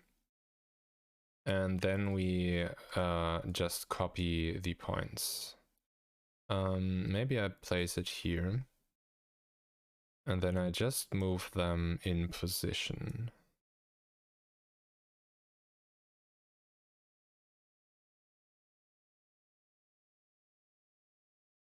Okay, so we have that point, then we have that point here. Then we have the toe there. We have all the other toes. We go outside a little more and then go back in again. And then we have the lower part there. Okay. Then let's move that back and see how that turned out.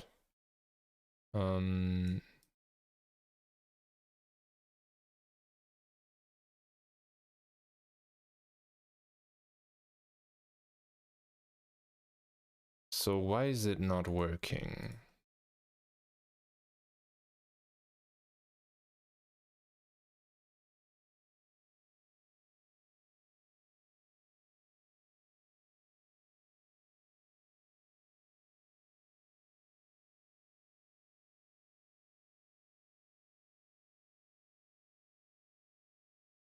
Let's do all of these symmetrical. Drag that out a little more.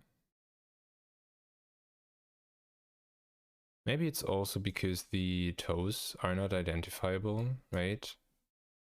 So that might make this harder. Because you don't really see that there's another thing starting here, right? With the toes. Hmm.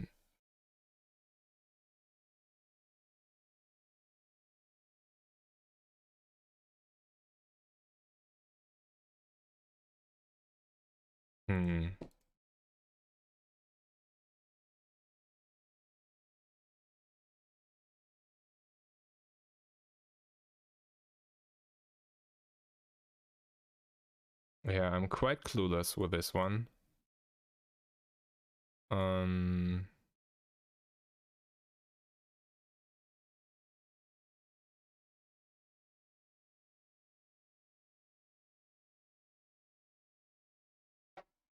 So I feel like the perspective is also wrong.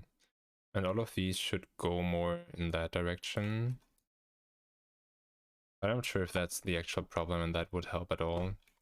And then also this point here, this one, maybe we remove that for now and make that symmetrical again.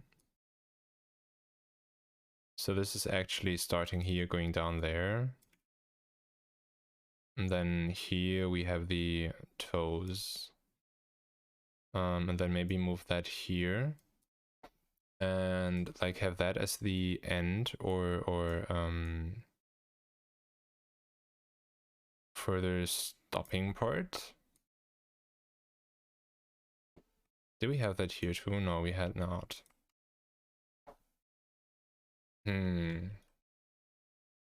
How do I do that? I don't like that point here.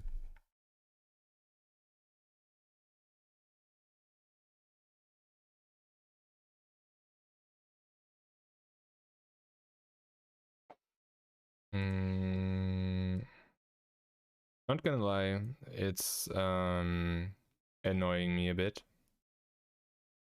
Or let's say a lot right now.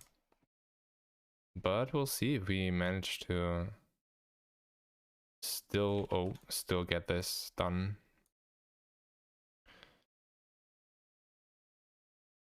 Also, this is wrong.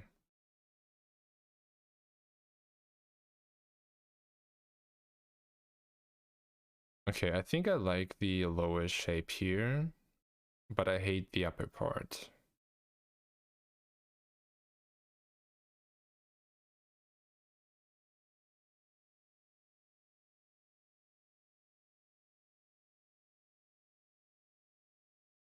Most likely that will not be something people would even notice, right? So maybe I should just care less about this.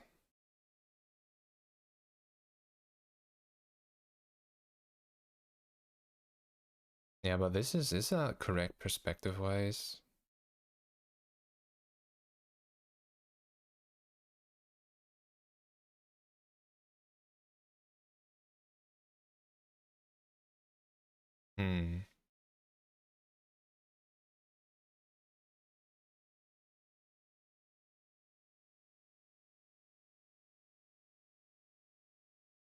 No, it's too long. Okay. Why can't it just work? I'm unhappy with the feet. Very unhappy.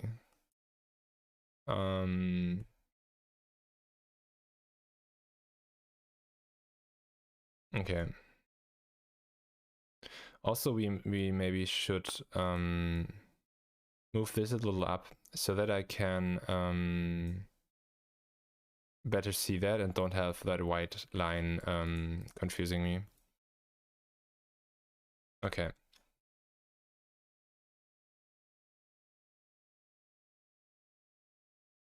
Yeah, like normally that should be lower, like more there. But we're missing perspective, so that will not work. Or like missing detail. Do I just want to keep this and don't change it just so that I can continue? I'm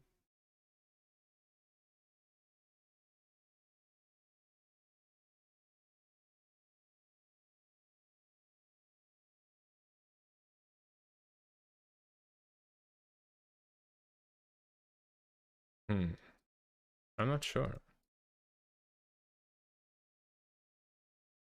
I kind of like don't want to give up on this just because I'm a little annoyed with it. Slightly correct size, maybe like this. I kind of also like the other style, like not style, but that looks more like shoes, right? Rather than feet. Okay, let's reposition that.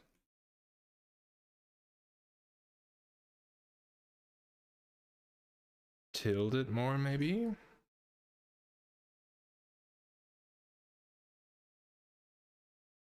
Maybe this is fine.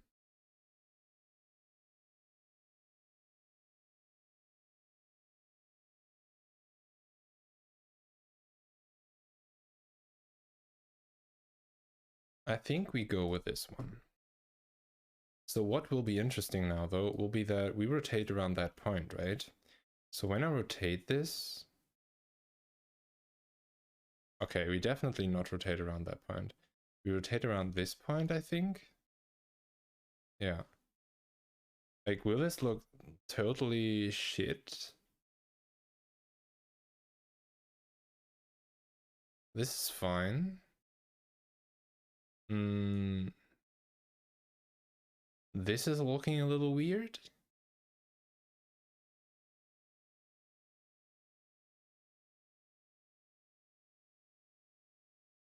But I think this works.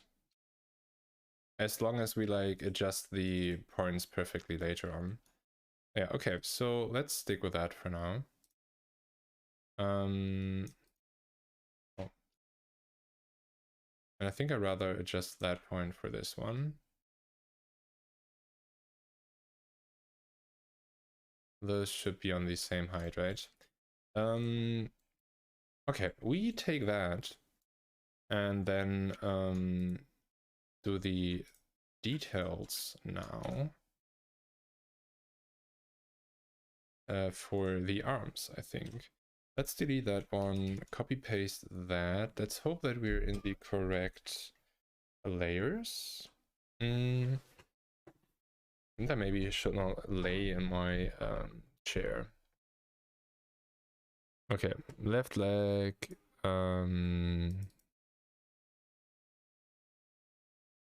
Right leg. Let's move that in position. Oh, actually, let's no, we can't mirror that. We can't mirror that. Let's move that in position. And then give it a little rotation, I guess. And better position this.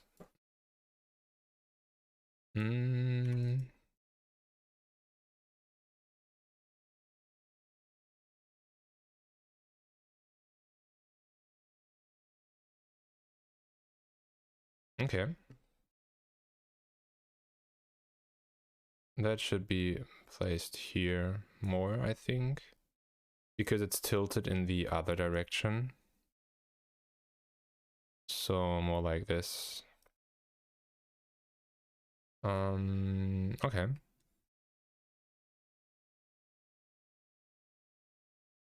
Yeah, I think that's way smoother than before. Oh, I could also, I think, maybe post before after pictures of like the animations and stuff. That might be a nice thing to also have at Twitter or on Twitter.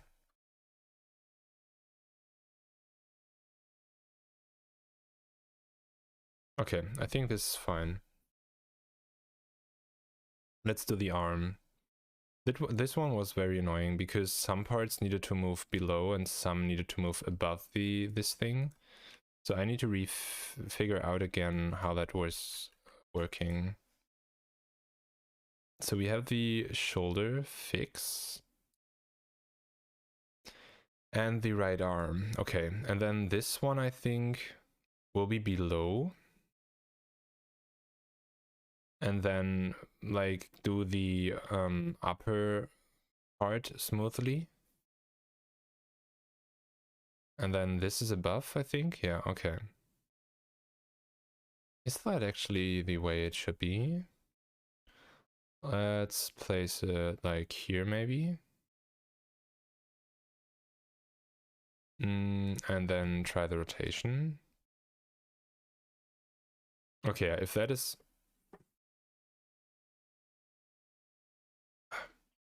close to sneezing again. If that is done correctly, I think that will be perfectly aligned here. Yeah, and then the important part is that it comes up after, right?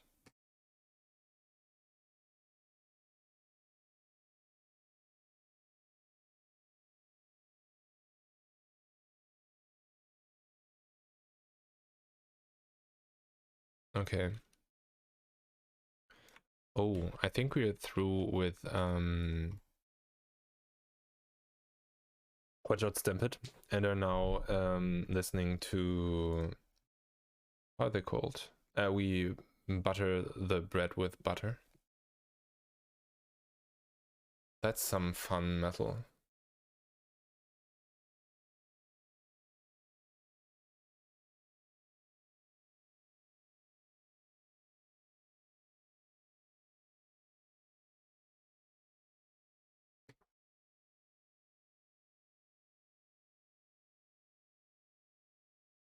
Okay.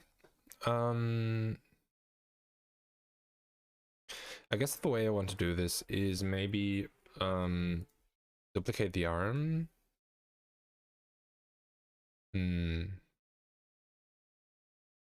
How do I know if the size is correct here of the arm? Maybe I again drag this below.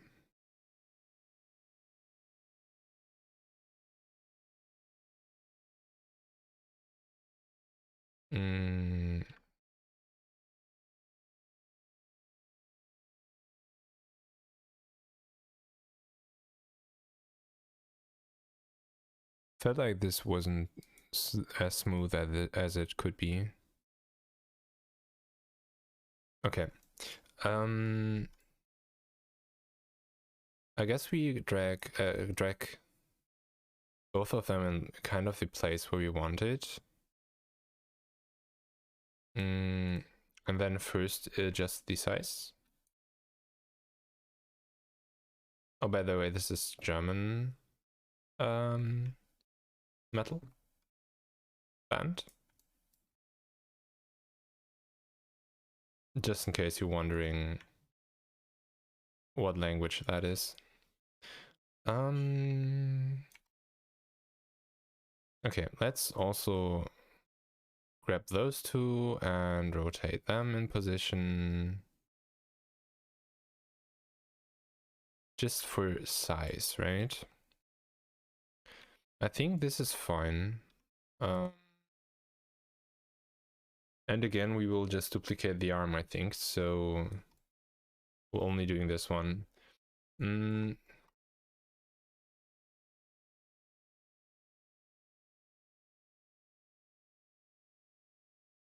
I'm not sure about the positioning. Because I think this is more from a top position, right? You're looking down to the character with all of these. Which is why some things look bigger or smaller, where we rather look from behind in this situation than from on top.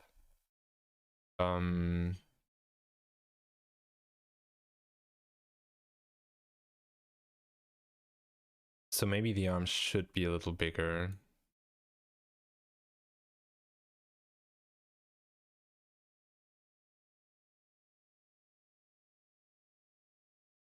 Oh, I have no idea how I did that.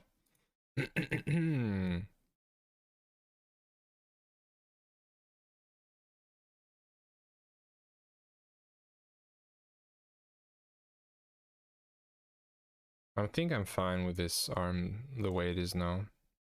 Okay, let's see. So we need to put that. Why are those 2 points? Oh, it is not, it seems. Yeah, we need to adjust those points to be on that outline exactly. And then for the upper part, we need to move that exactly in that position. Oh, this is also several parts. Yeah, this was quite complicated to achieve. To then actually do what I wanted it to do. So we'll grab this one. Yeah. And position that actually on that point up here, I think.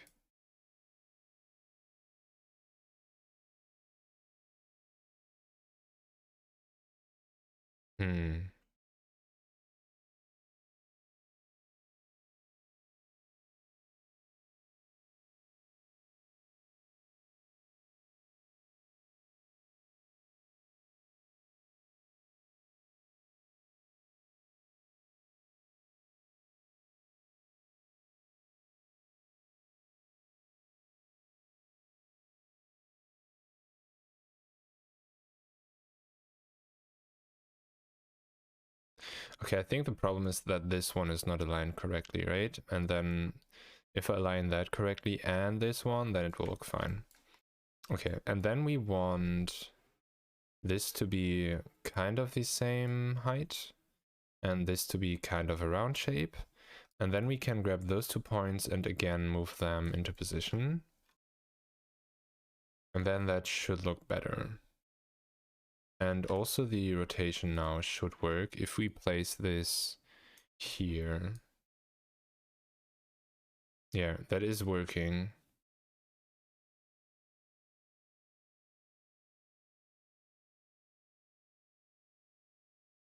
Currently wondering for what I needed the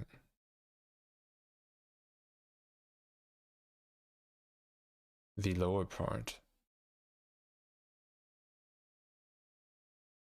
What?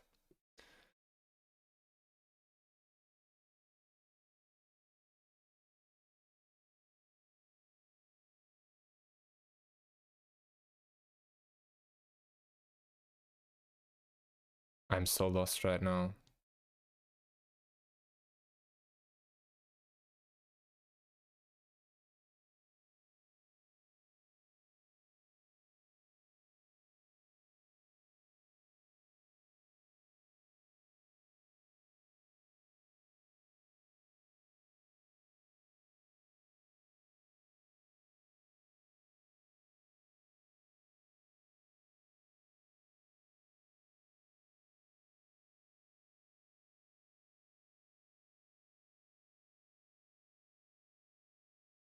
What?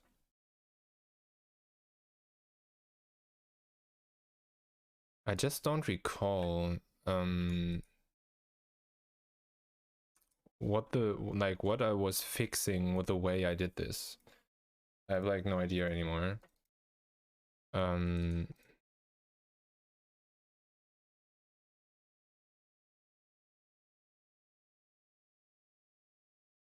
Please don't do this to me. No, I don't want to select everything. I don't want to be in the group mode. I don't want to select that. Please, no. Leave that mode. I have no idea why I sometimes can't leave that. Okay. Spamming escape helped. Let's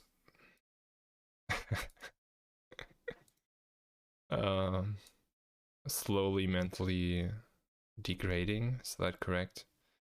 Okay, why? What did I try with this?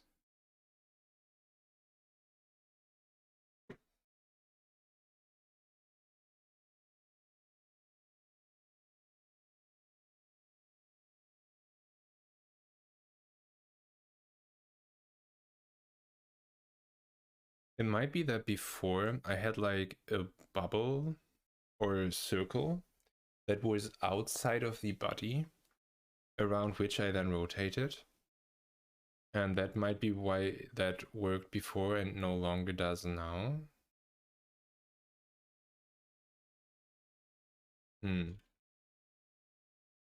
Let's undo those things.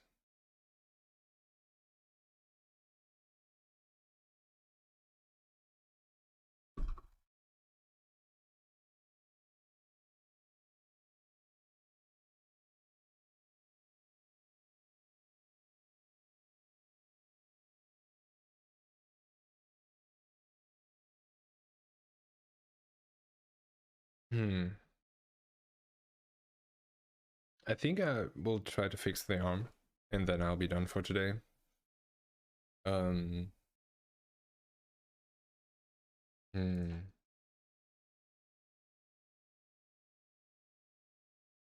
What if I move that away? Okay. Then I drag that over here.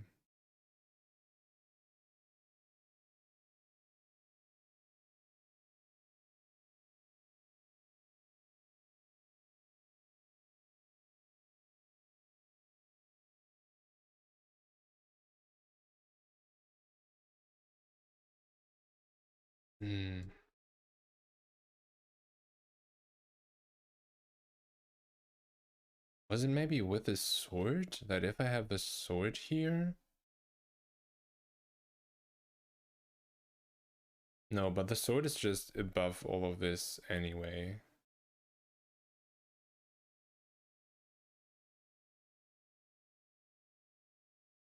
For what reason did I do that double layer thing?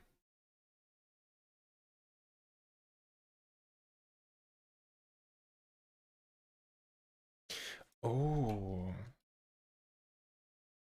I think what I didn't do yet is open this part. Okay, let's if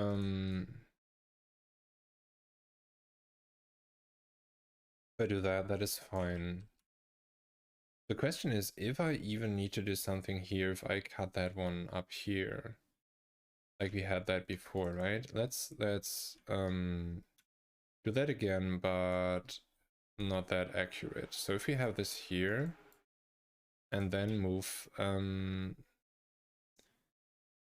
no, move them together. Is this looking good enough to me, will be the question.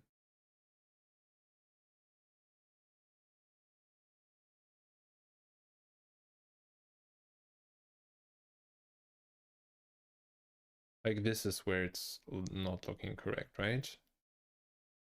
There, in this position, we would want that line to continue. And this be longer and stretch out till that point. Okay. Let's move this in there. Oh.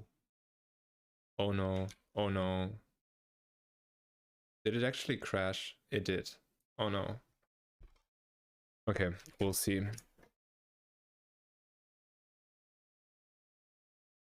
We hope that it saved at a reasonable point. I guess this is a reasonable point. Okay, so what I want to do and try here is if I move that up and then move that arm again in group mode. Okay. Okay, I see. If I move that here, now I'm recalling the problem. Now this shouldn't be here, right? We want that open cut. That's why it's below. And then at the same time, we want to keep this shape though, so that we always have that lower part there.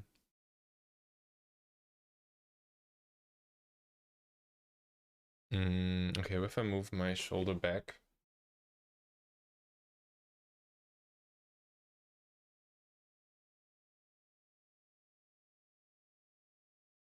Okay.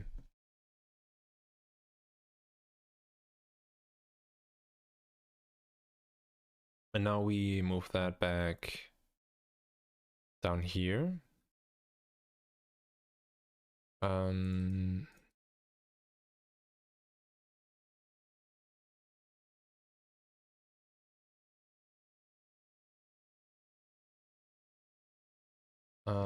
Let me grab that again. No. Why do I do that? There's like in the other program, shift is to add things to your selection, where here it is control, and I just confused those, so then I select too much.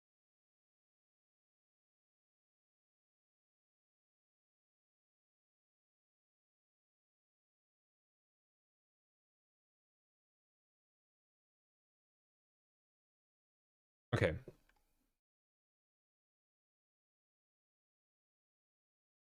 So the problem is if I do that and then rotate, yeah, I want that alignment here.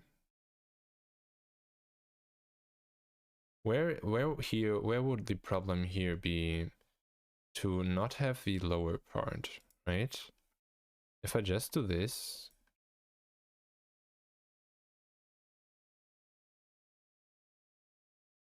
move that here. Oh no, why? Select both, please. Okay. Select both, move them up here. And then, leave group mode. Okay, we left group mode. And then I rotate. Like, then everything looks fine. All the time. And then here it does no longer. But I will never move that arm back that far. I think. It will be like forward cutting with both crossed. Might be lifting up, moving down. But like, I think I never go farther back than this.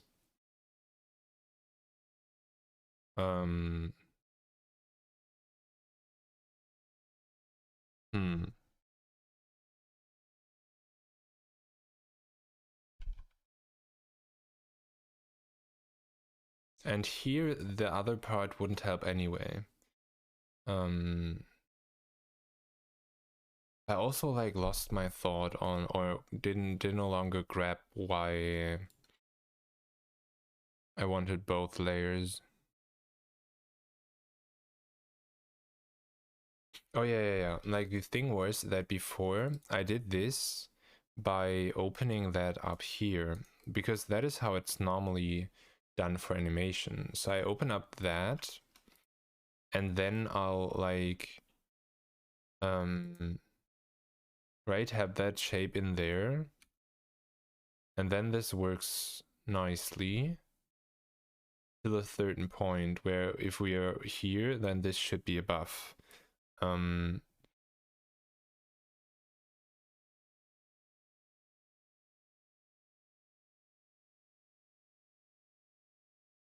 But I think, like, just not opening that and having this the other way around will be fine.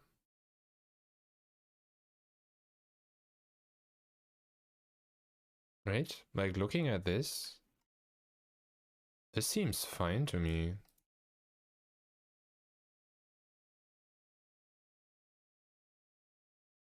We'll just make this round enough so that the edge will be on the outline always. And then that should be fine. Just don't move back too much. Yeah, I think I like this way more as a solution as the other one, because with the other one, I need to maintain those as one thing, although they are not in the same group, right? So I always need to drag both of them. In the other program, I can combine them and just adjust the Z position, but I can't do that here. So it will be easier if I don't do that and fix it otherwise.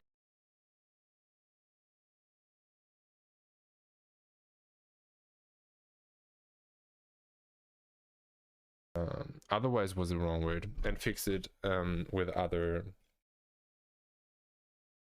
another solution, right? Okay. Yeah, so I think we kill this one, and with that we also get rid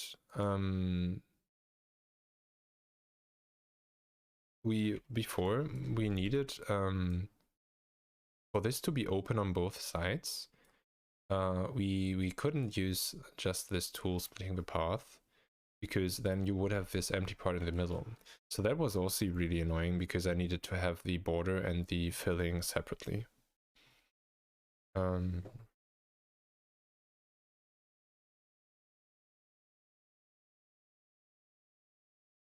Okay.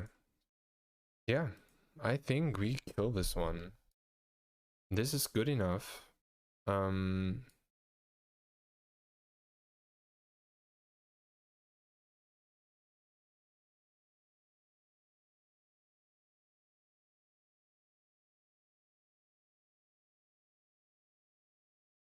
But I think I'm not gonna continue here.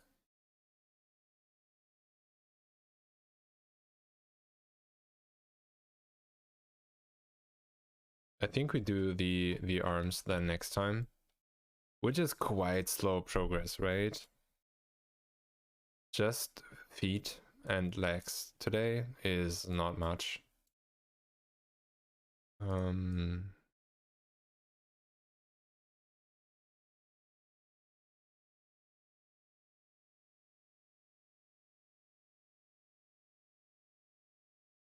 Okay.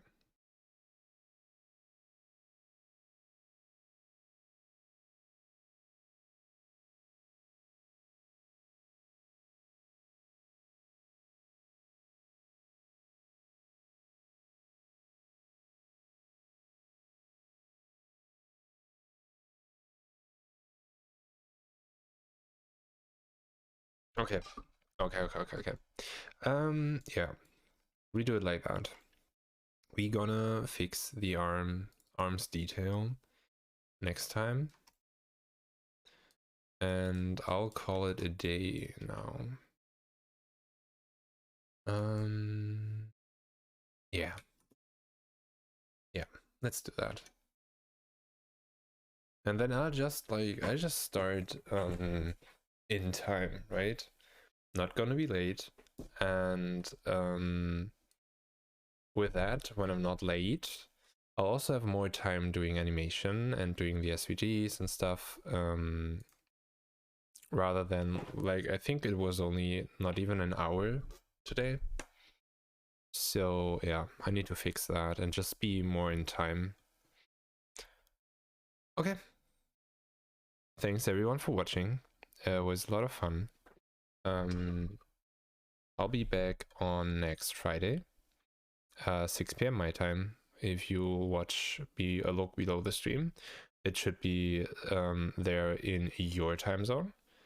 And then, as always, it'll start with programming for like 2 to 3 hours. Then 1 to 2 hours magic, and then the rest will be animating.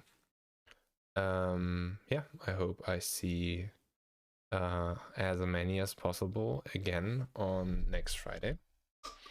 And I look forward to that. And again, thanks everyone for watching. Yeah, I think that's it. Let's go to the ending stream and listen to this song, and then yeah, we're done.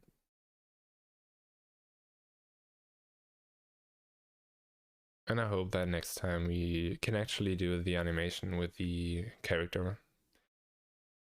Because I think it's been 2 weeks on that character, just because I don't do that much animation currently. So yeah, that would be nice.